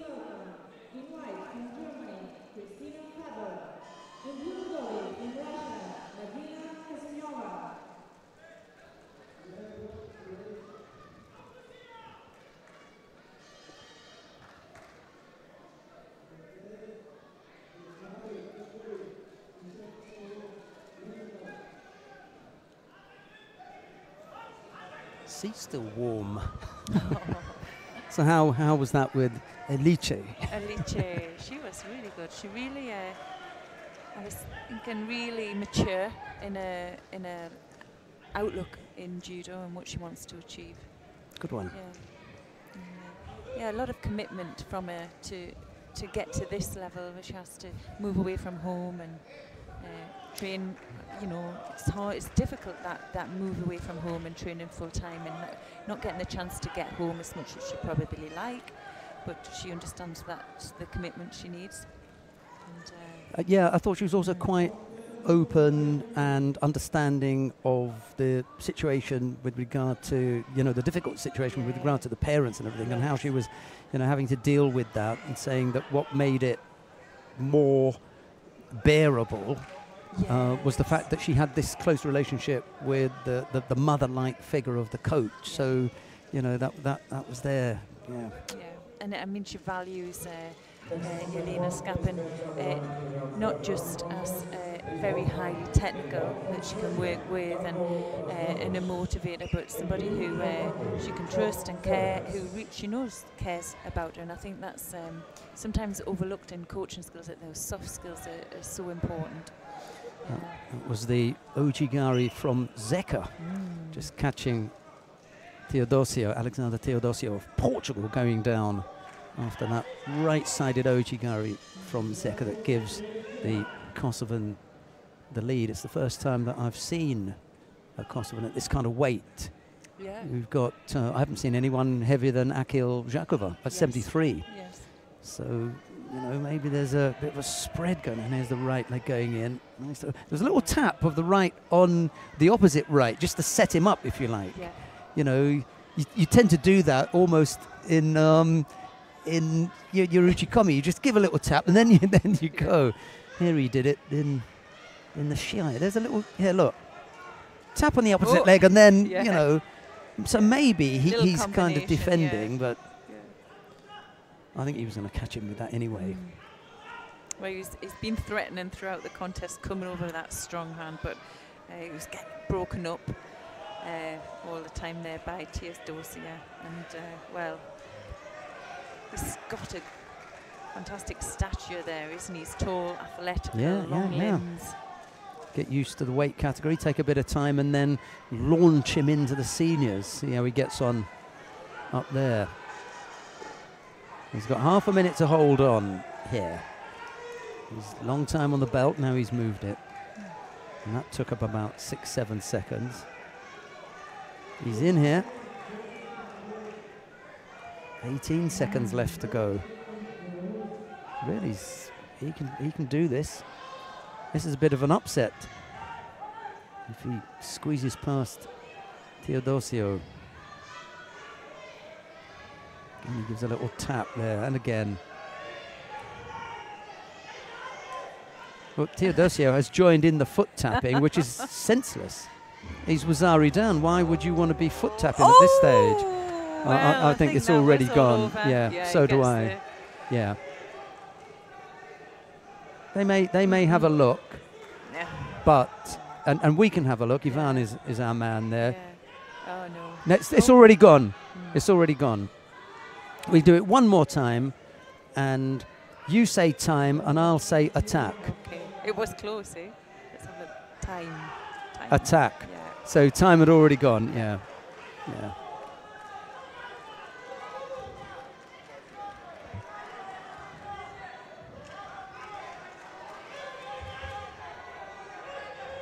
Yeah, it wasn't quite the Tusishvili Bashayev situation. Yeah. We had a look at that, didn't we? Yeah. Yeah, that happened in Tel Aviv. I think I will just have a word with Teodosio, because it's nice to get it confirmed and say, sorry, you know, if you can have a look if you want, but you will see the same thing that we have. Here's Chloe again. Okay, it's going to be our first contest in the second round in the plus 78 kilograms. We're going to have our number 1 seed, Marketa Polosova from Czech Republic, and she's facing Julia Tsvetkiewicz from Poland. So Polosova in white and Tsvetkiewicz in blue. I'll have to apologise, I'll have to get some advice on how to pronounce that Polish name.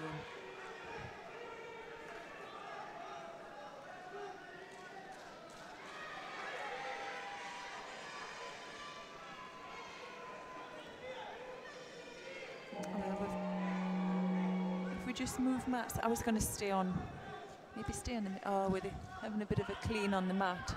Well, then they'll have to dry the mat, I suppose. So yeah, well, I tell you what, why don't we have a look? Yeah, we'll stay on this mat. So this contest is between Darko Branjovic from Serbia. He's facing Ferenik, or Tot Ferenik from Hungary. Well, just a little over a minute to go. Tot, 2 Judos, and Branjovic, 1. Now on round 2, we start with the second round of women plus 78 kg. And we see in white Germany from Czech Republic, Sofia. I'm not sure what the, must be reviewing some action.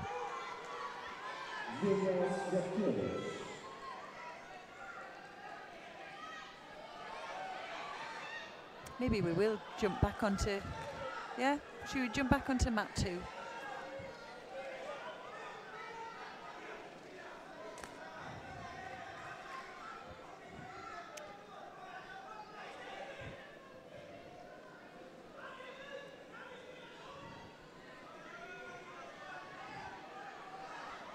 Well, it's the first contest for both of these athletes.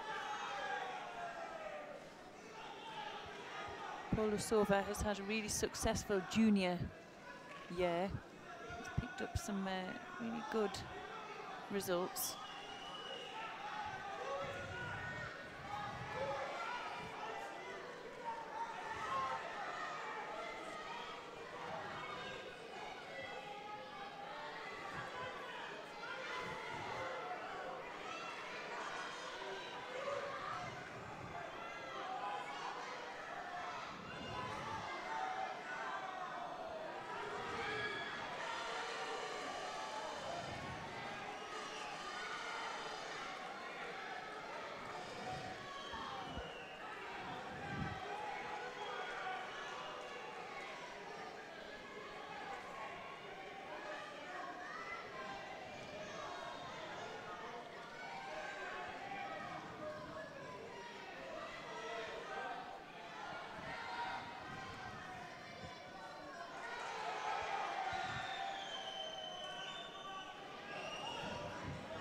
He was fine. Teodosio, the Portuguese boy, said, yeah, he hoped it was in time, but he accepted immediately. So did the coach. He also felt that his opponent relaxed. He just saw him relax. So there were no complaints at all. But he said it's really nice to get someone to come and say, yeah, you've had a look at it. Yeah. That was that action that occurred right at the end of the contest. And as I was walking back, it was Andreas Tölzer who grabbed me and said, Franziska Konitz.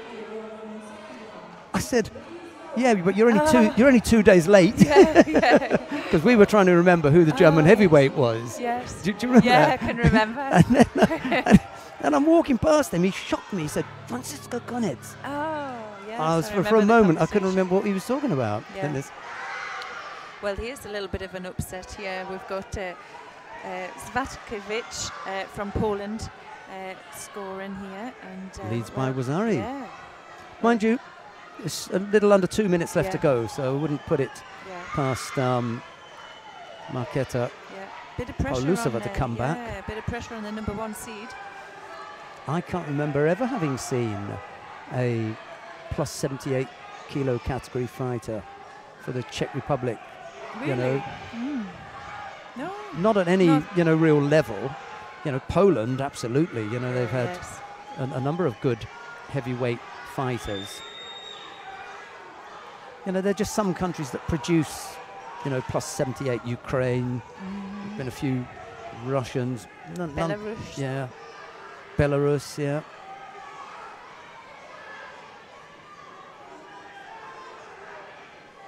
Minute 20 odd left to go. Pavlusova just trying to free her hands up. Nice low Sernagi effort there. Just had Pavlusova defending. She had to move around to her right to try and get off that. She's slow to get to her feet, but she's got the right frame, I think, for this weight category. Pavlusova, that is, attacks right away, a little foot tap. Gets to grips quickly. Just can't get the left hand on.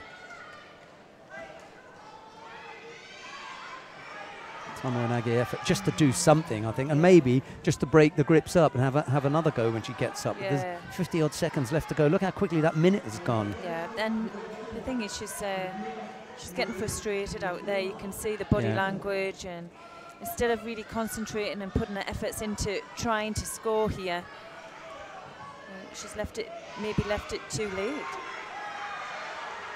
Yeah, that's not going to do it, is it? She didn't prepare well for that Makikomi. I'd say she's probably got 3 big efforts left. 45 seconds to go. And she doesn't want to waste them. Well, broke up again there by... Can't fault that though, can you? You know. Well, she's taking her down with her. You know, it's hard to say it's a false effort. I think you might. So just waiting for her to tidy up. Yeah, the trousers, I don't think they'll ever fault you for tying your trousers up, which is what she was doing, because you don't want those, you know, coming loose. But if she'd been on the belt or something, then she could have been penalised. To tie or untie your belt without the referee's permission. I think that's in the rules. Anyway, 20 odd seconds left to go. They're probably maybe a second roll of the dice, but that'll be it. Can't afford to hang around, got to go now. Yeah, I think I was in Madrid this year, and I saw one of the Russian players actually lose his gold medal because he went to tie up his belt. She can burn another Shido here if she wants. That was it, that was the last one, it's gone now. Yes. Was she not the number 1 seed? Pavlusova. Yes, she was, number 1 seed. Coach's display isn't great at the edge of the mat. Goes out in round 2. Gutted, I think, is the word that we use. Yeah, she's devastated. And, I mean, you come out here and you know you have a chance.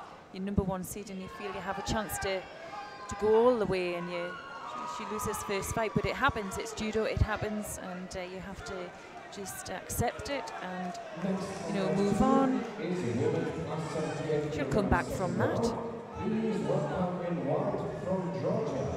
See, she needs a she needs an arm round her, really, but she doesn't want it. She's absolutely frustrated with that performance. You know, she's probably saying, you spent 4 minutes berating me, you know, during the contest. It's no good trying to comfort me now. Yeah.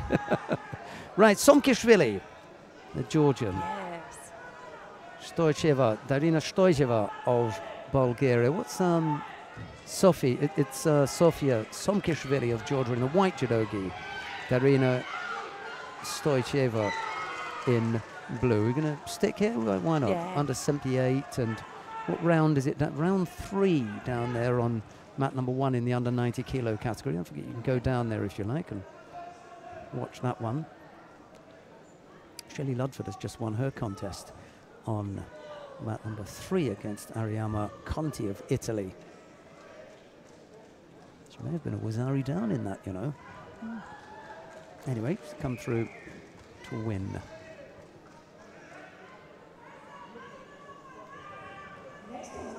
Well, the Georgian women's team here have had a real success over the last few days. Had 2 medals yesterday, didn't they? And Sofia, world cadet silver medalist. She's won the cadet championships previously. She's still 18 years old. Didn't they get 3 medals yesterday, the Georgians? 2 in the 81. They got gold and silver, didn't they? And then they got, the silver with Lipatiliani. And they got a bronze as well, didn't they? With 4 medals. Going great guns.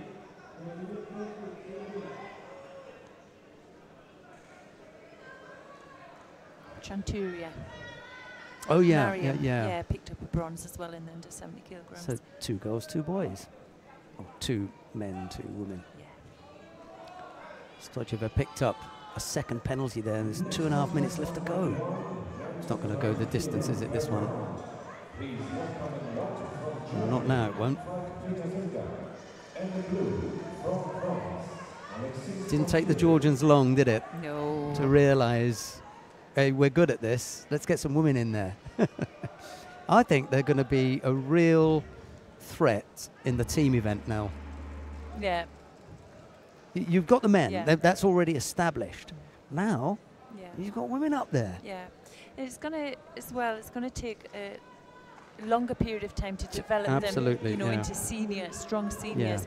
Maybe not in Tokyo, but possibly Paris. But Oh yeah, but even so, Paris. they know it'll be Come a long Paris, term yeah. drive really. But they're doing a fantastic job here. These girls have come through strong cadets and are now all making it through in Europe in junior level. It'll be interesting to see how they get on at the Junior World Championships. My prediction is that they won't have a team in Tokyo, Yeah. but they will have a team in Paris. Yes. That's the prediction. I think the same. And then Yeah. wherever it goes after that, they will be a threat. Yeah. Because these are the people that will be going at that will be their end cycle. You know, people like Chanturia and Somkishvili, Lipatiliani, you know, they wouldn't be ready for Paris. Yeah. I don't think they'll be ready for Paris. And there'll be a whole new men's team Anyway, in Paris, well, which is won't there? okay. Yeah, So, you because know, they're names that always we don't strong. even know of.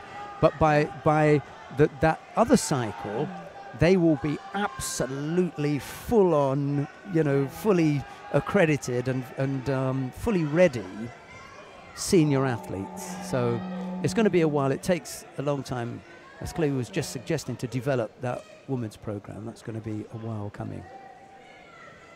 But here are the you know, the grass shoots, if you like. You know? But it is interesting. It's taken this mixed team event for a lot of nations to really start concentrating and putting some effort into developing a women's program, or even, you know, the simplest thing of encouraging young girls to do judo. And for me, that Olympic movement, that's what it's all about. They've been galvanized into action. Yep. Right, René Lucht of Germany faces Raz Hershko of Israel. It's Lucht in the white judogi, Hershko in blue. There's no score as yet. Neither player has picked up a penalty, and we've got 2 minutes and 45 seconds left to go.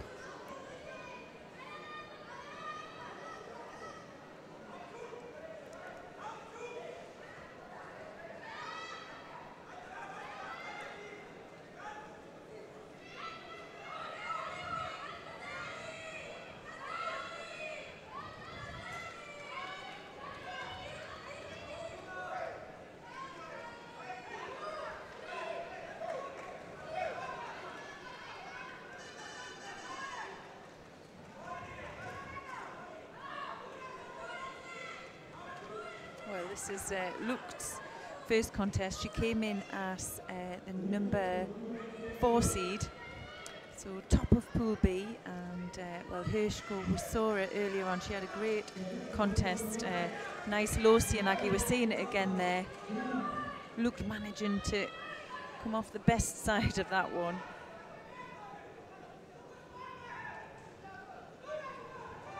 But she's got a good work rate, Hershko.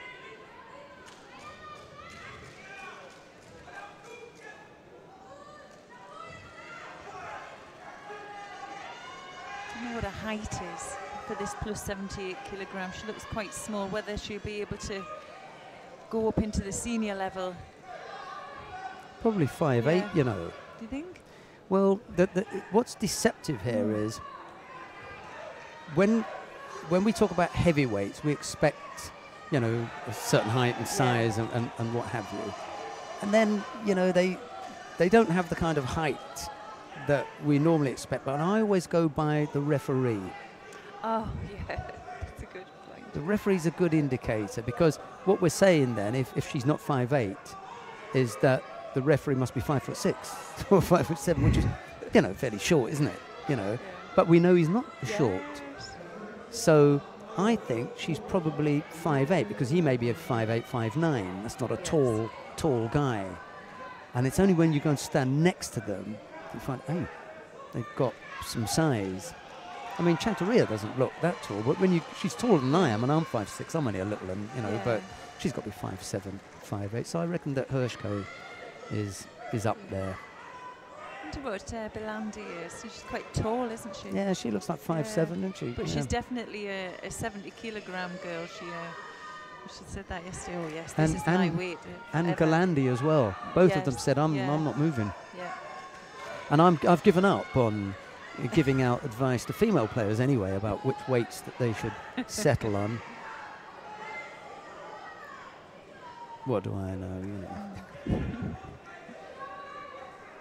Speaking of Galandi, there she is on the left, extreme left of your screen, with the white tracksuit top on, the national tracksuit top from Germany. Yeah, it's something you see a lot more of at junior events, is the whole team camaraderie, getting behind their friends. If needed, it does help. I was talking to Belandi about when she got a medal and she was on the top of her rostrum, how special that moment was, because her team stayed and, you know, sang the national anthem with her, and she said it was really important for her. Yeah, something that I'm afraid I can't say that I've got any experience of. In the first instance, one would have had to have represented one's country, and the other thing would have had to have done was to have won. Those two things having escaped me, I'm going to leave that to you to tell us what that's like. Didn't happen too much for me, I don't think. Well, I think you're selling yourself short there.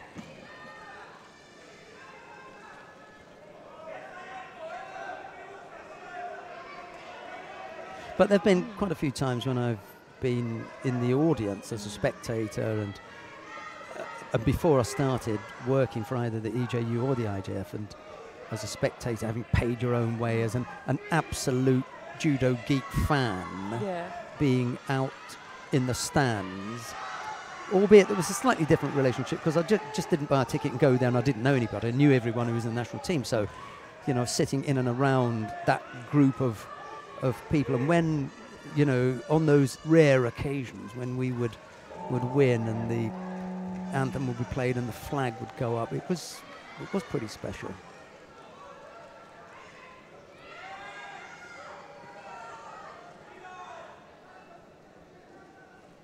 Craig Fallon, I think, was particularly pleasing, because it was also a bit of jealousy, you know, the fact that he was the weight that I had fought at, and I kind of, you know, missed opportunity, you know, someone else's dream had come true, Yeah. and mine never had. But it was nice to stand and hear the anthem, see him on the podium, you know, the whole thing. Just imagine for a moment that it had happened to you. It's like that lottery thing, you know. It's you. It's you. It's worth a bottle of champagne, that, isn't it? Yeah, I mean, the guy like that deserves a bottle of champagne, you know, and anyone who promised to give him that should come through their promise. I'm not sure if that's on. No, she's still got the hand going. Well, it's very close. Yeah, But she did well there. well held out there, Raz. Raz means something completely different in the part of the world where I now reside. When you refer to someone as Raz, it's the short term for Rastafarian. Ah. So if she was nicknamed Raz, people would be looking at her hair to see if she did have a Raz, they call it. Well, I just thought I'd mention that, you know. So. Well, getting into the 2-minute mark into this golden Yeah. score, then well, still not a score, but maybe looked. She had 2 Shidos. Well, she had a Shido previously, and I thought, well, this fight's not going to go the distance, but well, That was the last bit of energy from René Lucht, I think. But she threw herself at that, didn't come up with the score, and you could just see her drain from that last effort, and she's taken her time to get her hands back on. I mean, Caroline Weiss was a good junior as a plus 78 kilo category fighter for Germany, as was Franziska Kunitz, whose name we called. There have been a few. Goschen as well, the German. They've got a good few heavyweights, mind you. German and heavyweights, they go hand in hand, don't they? Katrin Beinhard. Who else can we mention?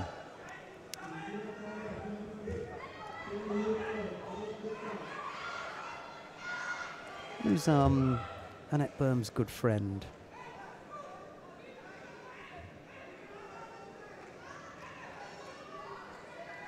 I'm not going to look any of them up. I'll just try and remember.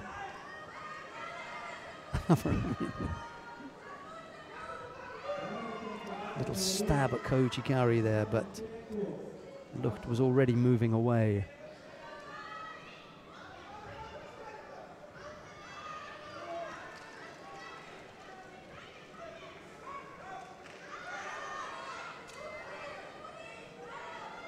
Yeah, that's who I was thinking of. Sandra Koppen. Yeah.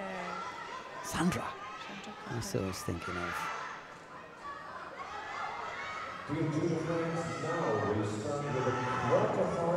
Not quite. Close, but not quite. Oh, chance on the arm here. But I think she's got that defended as well. Sampaio looks as though she's about to take to tatami number 3. Got that coming up. This is quite a battle, isn't it? Yeah, I really didn't think it could go this far.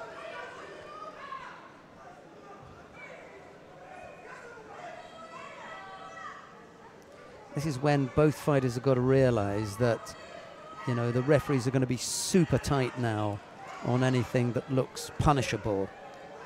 Lucht is skating on thin ice here because she's got 2 penalties already. Another error would put her out. Just hiding the gi for a while there, the grip.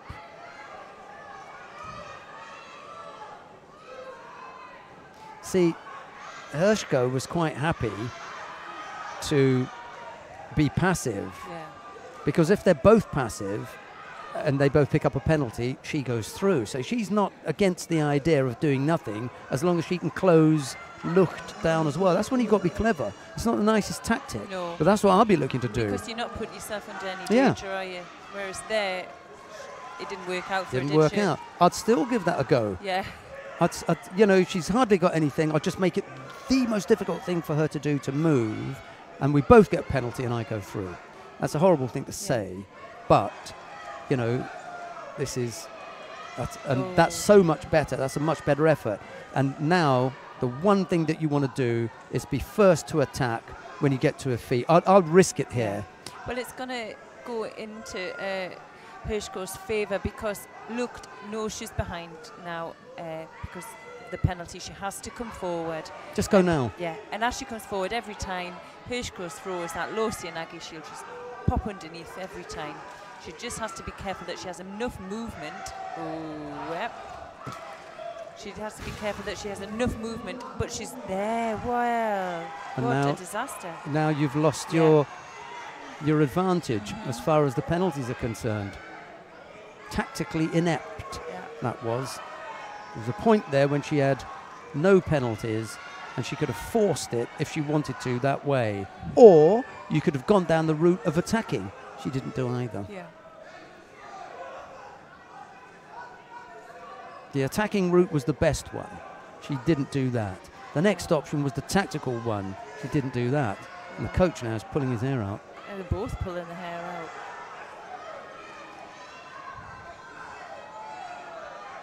And the referee, all he wants to do is to find a reason to get rid of one of them and get off.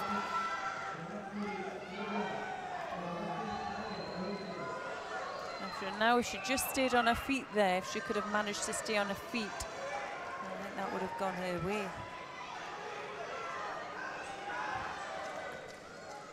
5 minutes of golden score.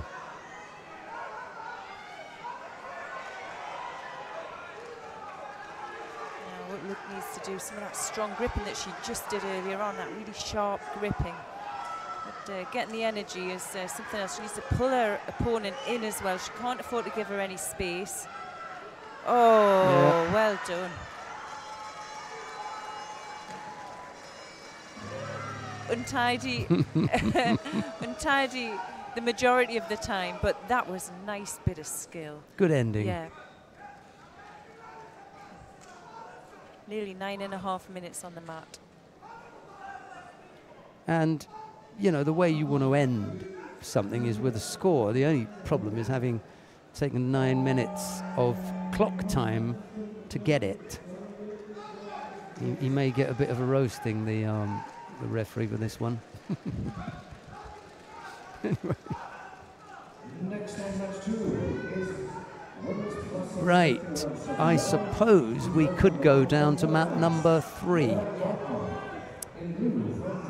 Yeah, let's go to mat number 3 to have a look at the plus 100 kilo category quarter-final between David Babanyan of Russia. He faces Dimitrios Tsumitas of Greece. It's Babanyan in the white judogi, Tsumitas in blue. We arrive here with the golden score period already having started. Both fighters have picked up 2 penalties apiece, and the referee is in the process of asking them to tidy their gis up completely, which normally suggests that that is the end of it. Yeah. Babanyan picked up the win after Tsumitas was penalised for a gripping infringement. I'm not sure what it was because we didn't get to see it.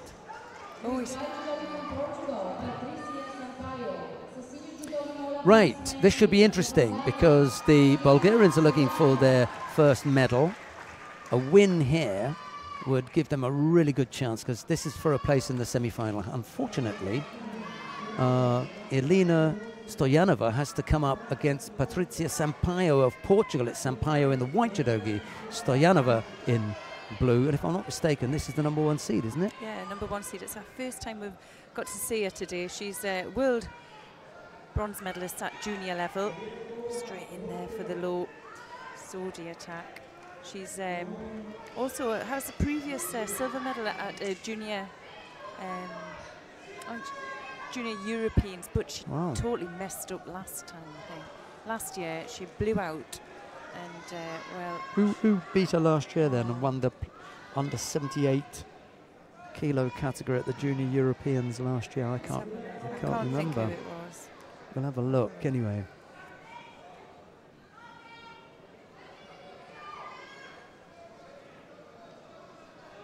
But she's had a really successful year. Junior level throughout Europe, really. But saying that, it's not a clean slate, and there's some real talent in this under 78 kilogram category. There's a few girls sitting underneath her that have also beaten her this year. Combination there.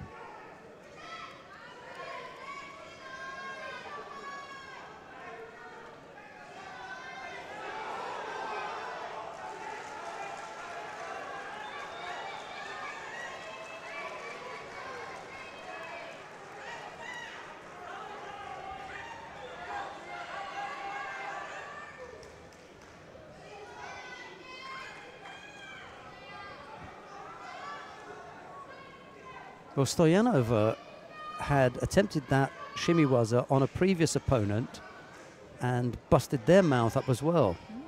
So she's done the same to Sampaio here. I'm not suggesting that she does it deliberately, but what, you know, if it happens once and it happens a second time, it suggests that her entries into those attempts at shimiwaza are maybe a little bit untidy. Yes. Because, you know, we all know that you're going to get roughed up a little bit, but when you end up drawing blood from both your opponents, you know, back to back, there's the suspicion that your actions are questionable. Anyway, Sampaio's back on the tatami. It is a contact sport. Those things will happen from time to time. Let's get on. Yeah, well, she'll not want to be reminded, and she'll not want the same thing to happen to her going out this junior European level. Well, looking for the counter behind. Yeah, I just had a look. I think she went out her first contest last year in Moribor to Anna Fortunio from Italy. Bit of a shocker then.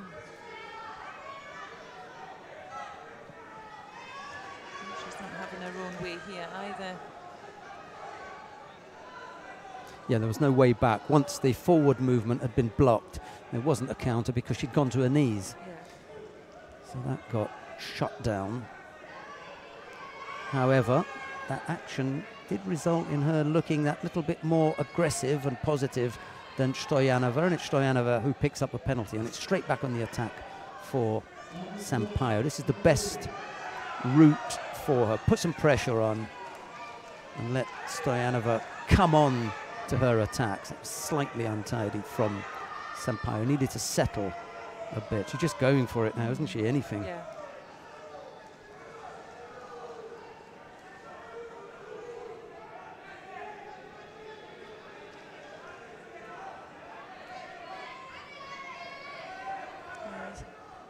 Stoyanova, she looks as physically strong.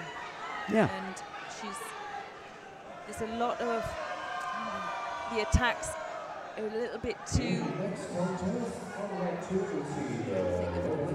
I don't think she's the finished article. No. Stoyanova. She's a work in progress, whereas Sampaio is, you know, you can see that there's something about it. It's false attack. Yeah. From Sampaio, and we were Just suggesting rushed. that, you know, Yeah. she just needs to take her time a little bit. We know she wants to be on the attack. That's better. Yeah, they were just a bit rushed. She manages to get the score now.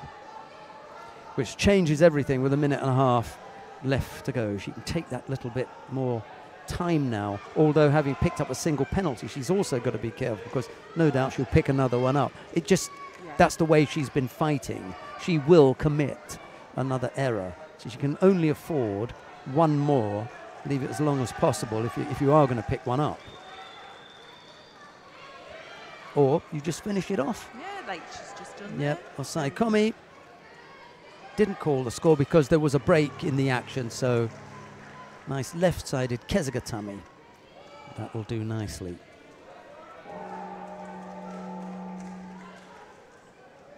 So Stoyanova out of that quarter-final, but she'll be back in the repechage. It's Sampaio who goes into the first of the semi-finals in the under 78 kilo category. Job done for the Portuguese. Where shall we go next? Well, there's a quarter-final in the under 90 kilo category down on mat number 1, about to get underway. Let's go down to mat number 1. We'll take a look at the upcoming contest between Darko Branciovic of Serbia. He's up against Sebastian Schneider of Austria. It's Brasnjovic of Serbia and Schneider of Austria. Brasnjovic in the white judogi, Schneider in blue. Here we go.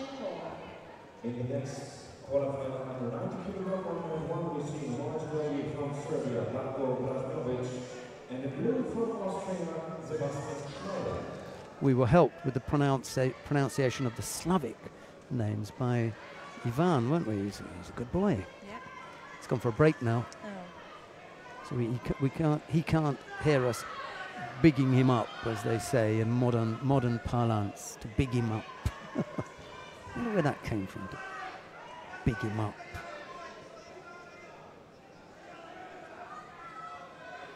Or give him a shout out. He's back. We'll have to big him up again then.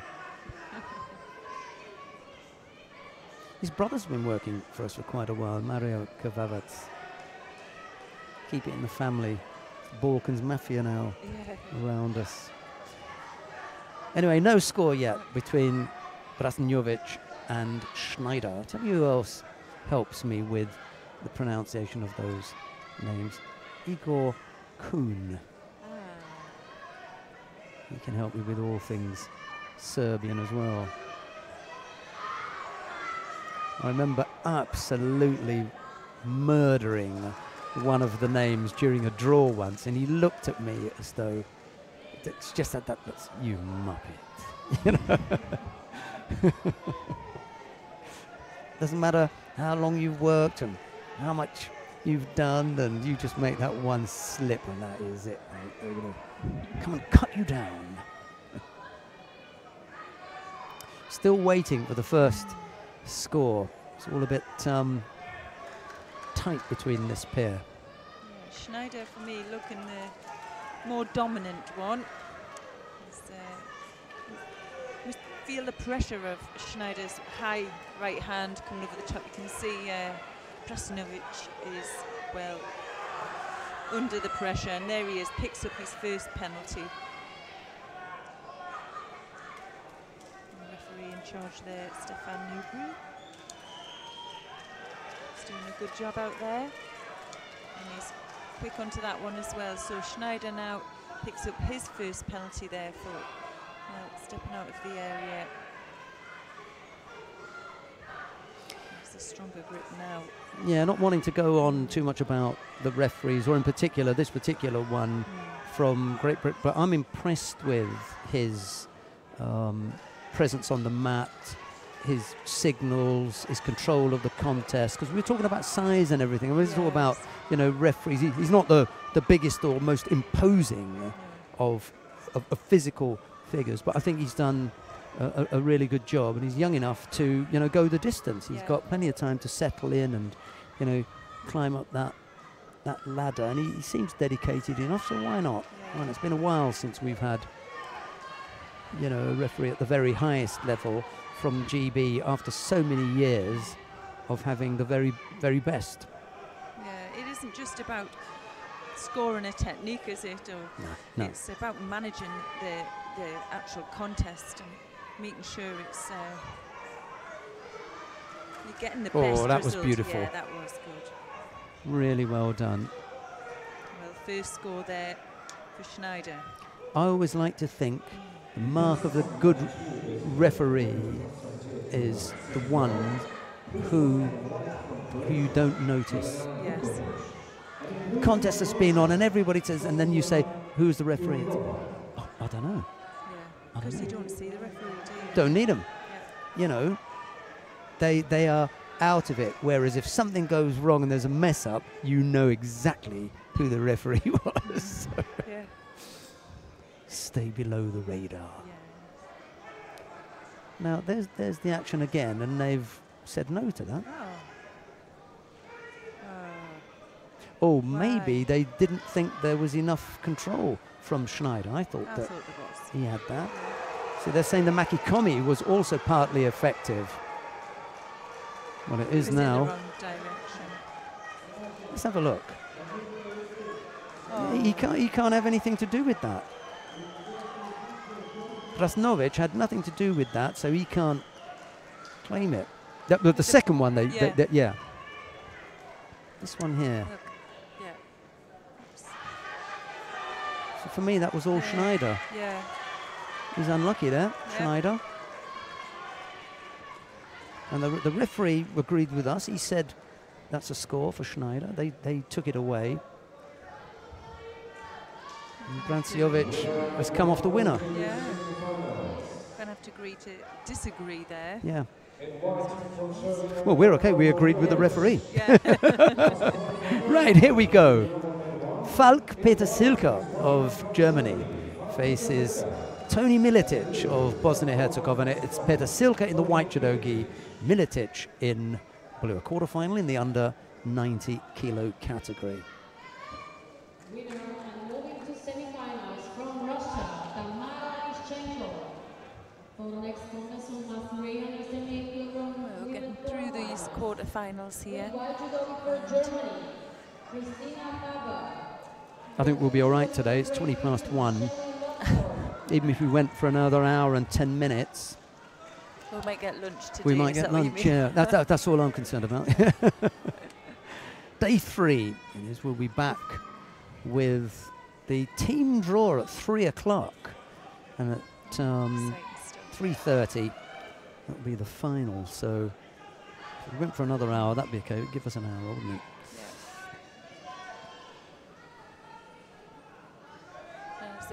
It's an interesting quarter-final as well on mat 3. So if you wanted to watch that one between Christina Faber and Shelley Ludford.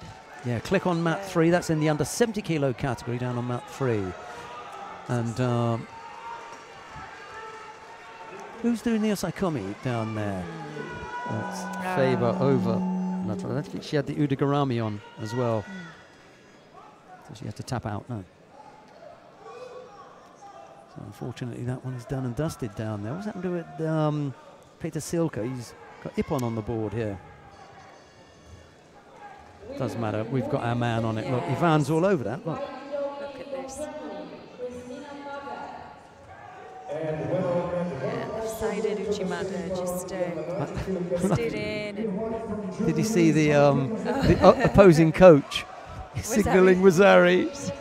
Before they landed. Yeah, trying to influence the referee in the decision. No, mate, I think that's Ippon. Right, now this is the first time that we're going to get to see, well, first time I'm going to get to see this man. I've got to go into the contest sheet in order to get the full name because I want to identify him properly. Anyway, Mansur Losanov of Russia is his opponent. My screen isn't refreshing as quickly as I'd like. Anyway, it's Ayat Mohammed Amer. Just trying to find out what his given name is.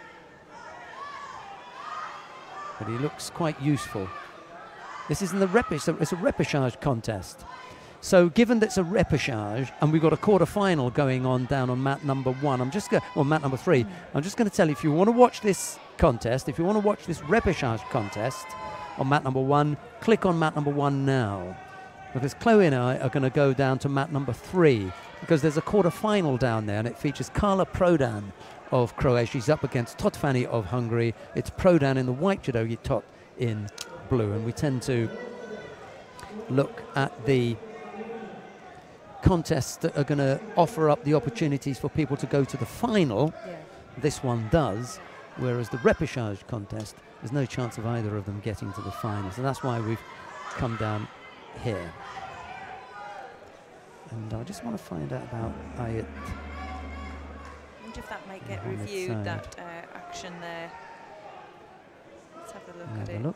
So initial Uchimata attempt, and then I thought she lost control there. It looked to go to a counter, which would have been no score. She puts her hand down as well, so she's no longer in control of that. That's a good call from our budding referee, Chloe Cowan-Vickers. Can't wait until we see Chloe with the badge. I'm open to offers.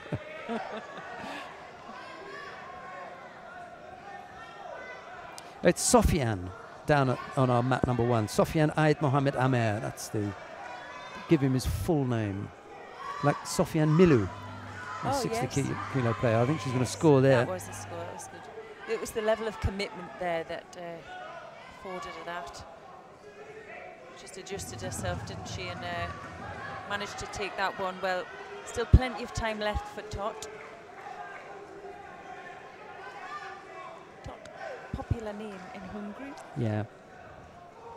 I think her nickname is Totty. That's what they call Christian.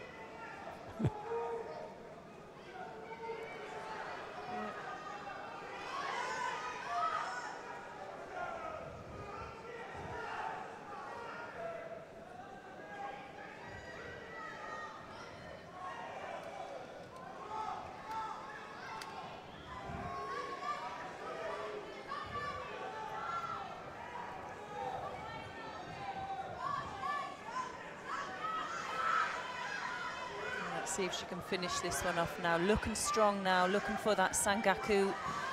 Up onto the hold, secures it. Kamisho Gatami from Prodan. Was she one of the ones that I mentioned this morning who was not part of the, she wasn't part of the top 4? And then I said that I suspected that because of the the weights around her. You know, 70 kilo with Matic and well, Matic sisters and others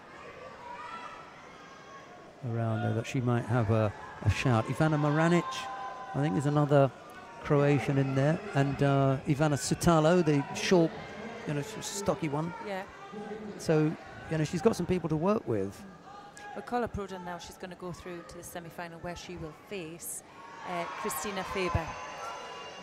Christina Faber was one for me this morning. She's had a really strong year, very explosive, and that'll be a good contest because I think they'll be pretty well matched.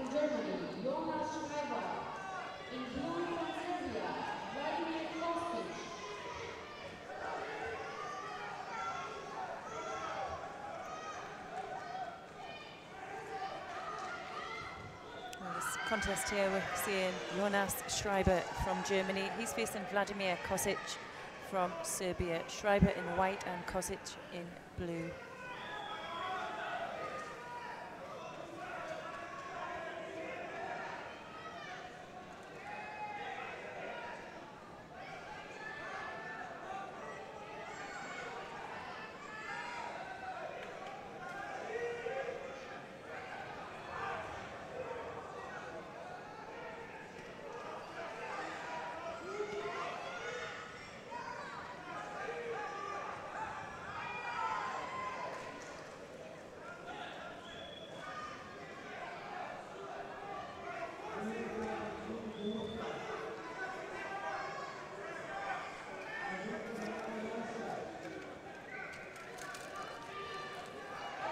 We have right versus right here. Just Kostic looking for an opening, and well, the Makakomi a bit too far away, didn't set it up enough. I'm not seeing anything from Schreiber yet.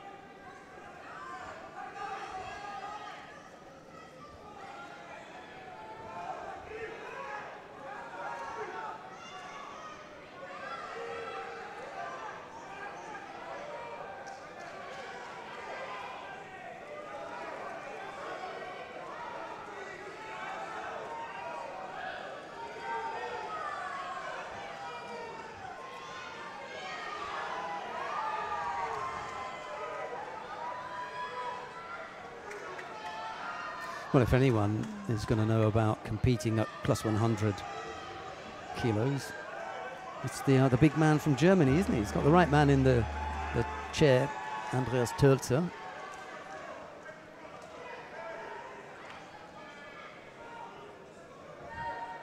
He's really slimmed down. Yeah, I was going to say, I mean, he's showing off, wearing there's that. Question It's a that nice was, score. Yeah, that was a good score. Showing off the other day, had a Giorgio Armani suit on. The draw. He did, or you did? He did. Did he? Well, he's slimmed down, isn't he? He can he can pay wear a bit, all. yeah. Get it off the shelf, you mean? Well, he. Because I would expect these No, heavyweight he has, guys. look at him. He has really slimmed down. He probably got it from what's that? TK Maxx or somewhere. TK Maxx. Well, it's not a knockoff. It's a good one, but it's just cheaper, isn't it, than going to Bond Street or wherever it is in Germany. He would have had to have gone somewhere in Cologne, I suppose.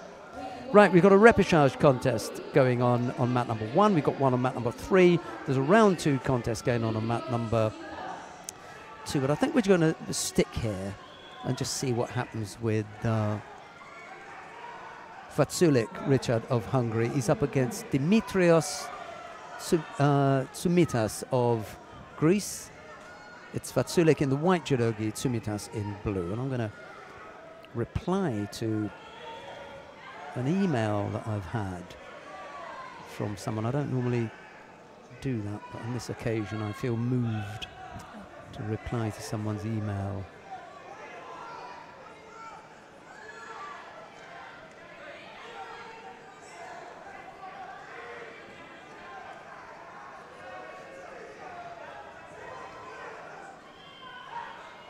Sumitas lost out his last contest, and well, his coach wasn't happy with him. He stormed away, not giving much confidence for this one. Well, he kind of fell into that, but he's looking up for the score. Well, the referee's, sorry, not the referee, the coach is refereeing this one as well. There needs to be some action behind it, and well, the referee was right on top. He was signalling Ippon. One of his teammates was signalling Wazari, and they have given Wazari. So maybe they should put the teammate in the coach's chair because he's got a better grasp of what the scores are.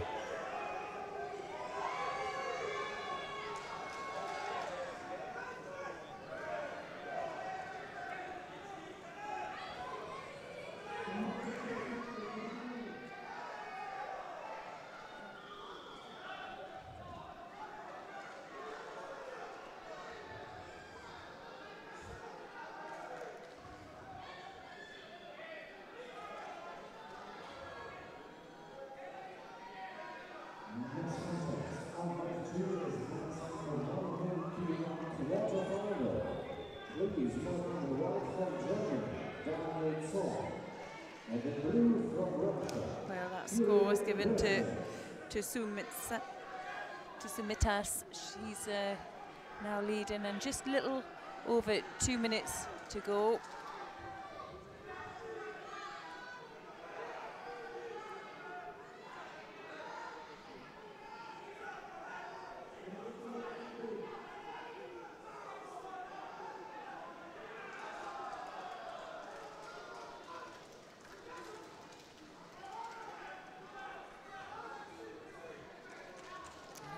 Now coming forward, so this is his grip there.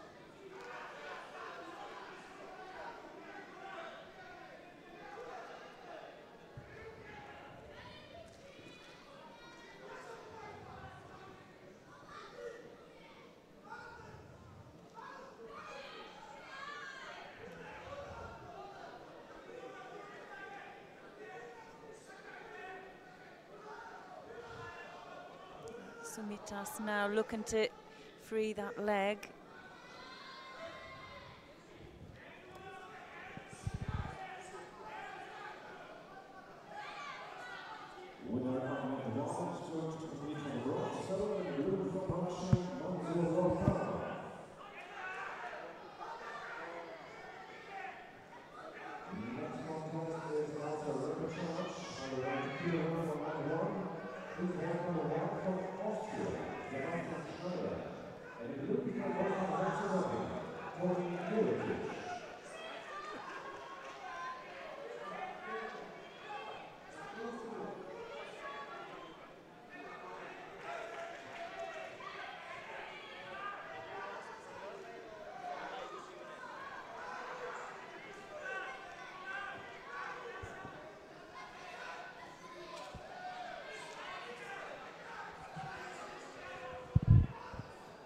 Well, just a minute to go here. Oh, there's referee's just asking them to tidy up.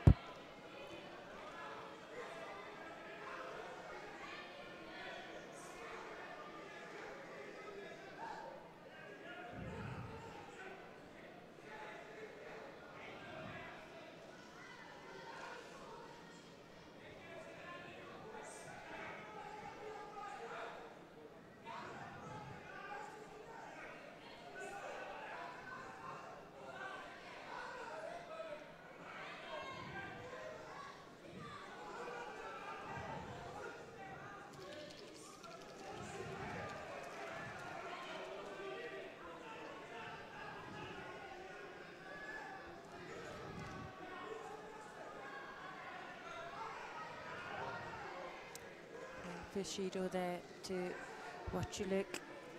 He's going to have to hunt now for a score. And we're moving into the later stages. Well, massive mistake there. And well, to Sumitas, picks up his final Judo, and well, he gives the win there to Vaculik from Hungary. Next on the mat 3 plus 100 kilogram men's semifinals. In white from Slovenia, Alex Marinic. In blue from Germany,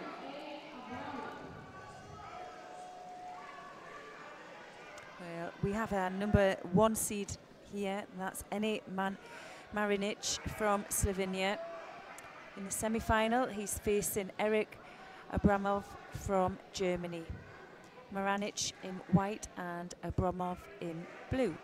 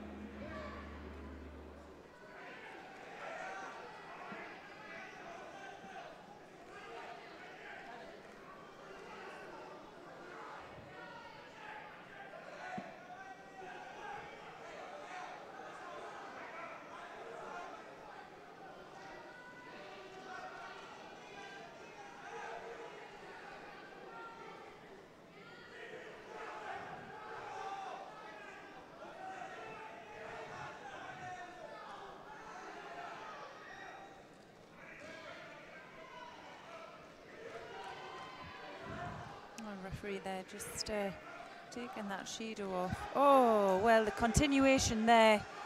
He looked to be going for a counter from Marinic, and he manages to secure the arm there and take him through with that Makakomi. Takes the first Wazari. Oh, and a nice Utemiwaza attempt. Well, coach is getting a bit excited, but he had a good view of the landing. I think the referee did as well, but what they'll do is they'll check that. If they need to check that, it'll be checked.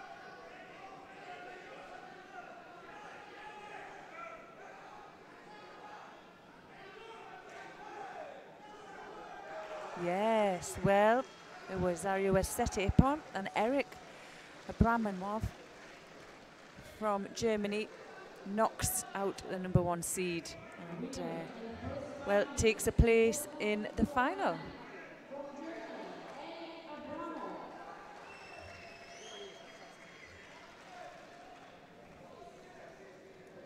And our next contest, we're going to be seeing the second semi-final, and that is with one of our picks from today, under 23 European bronze medalist Gela Zalishvili from Georgia. He's facing David Bayanin from Russia. Zalishvili in white and Babayan in blue.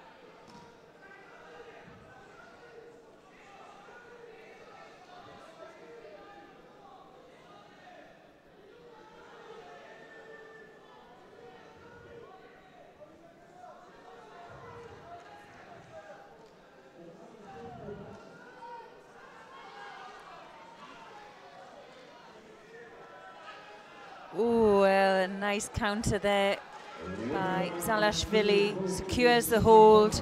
Oh, well, Babayan did extremely well. There's a lot of twisting and turning there, manages to escape that one.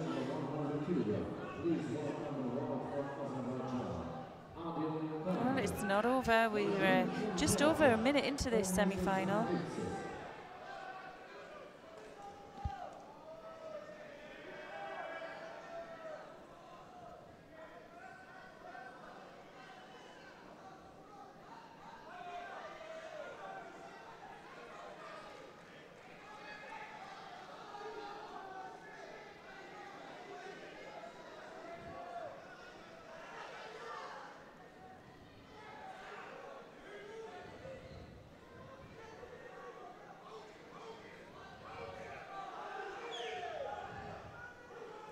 Referee there, quick to stop the shimmy was there across the jaw.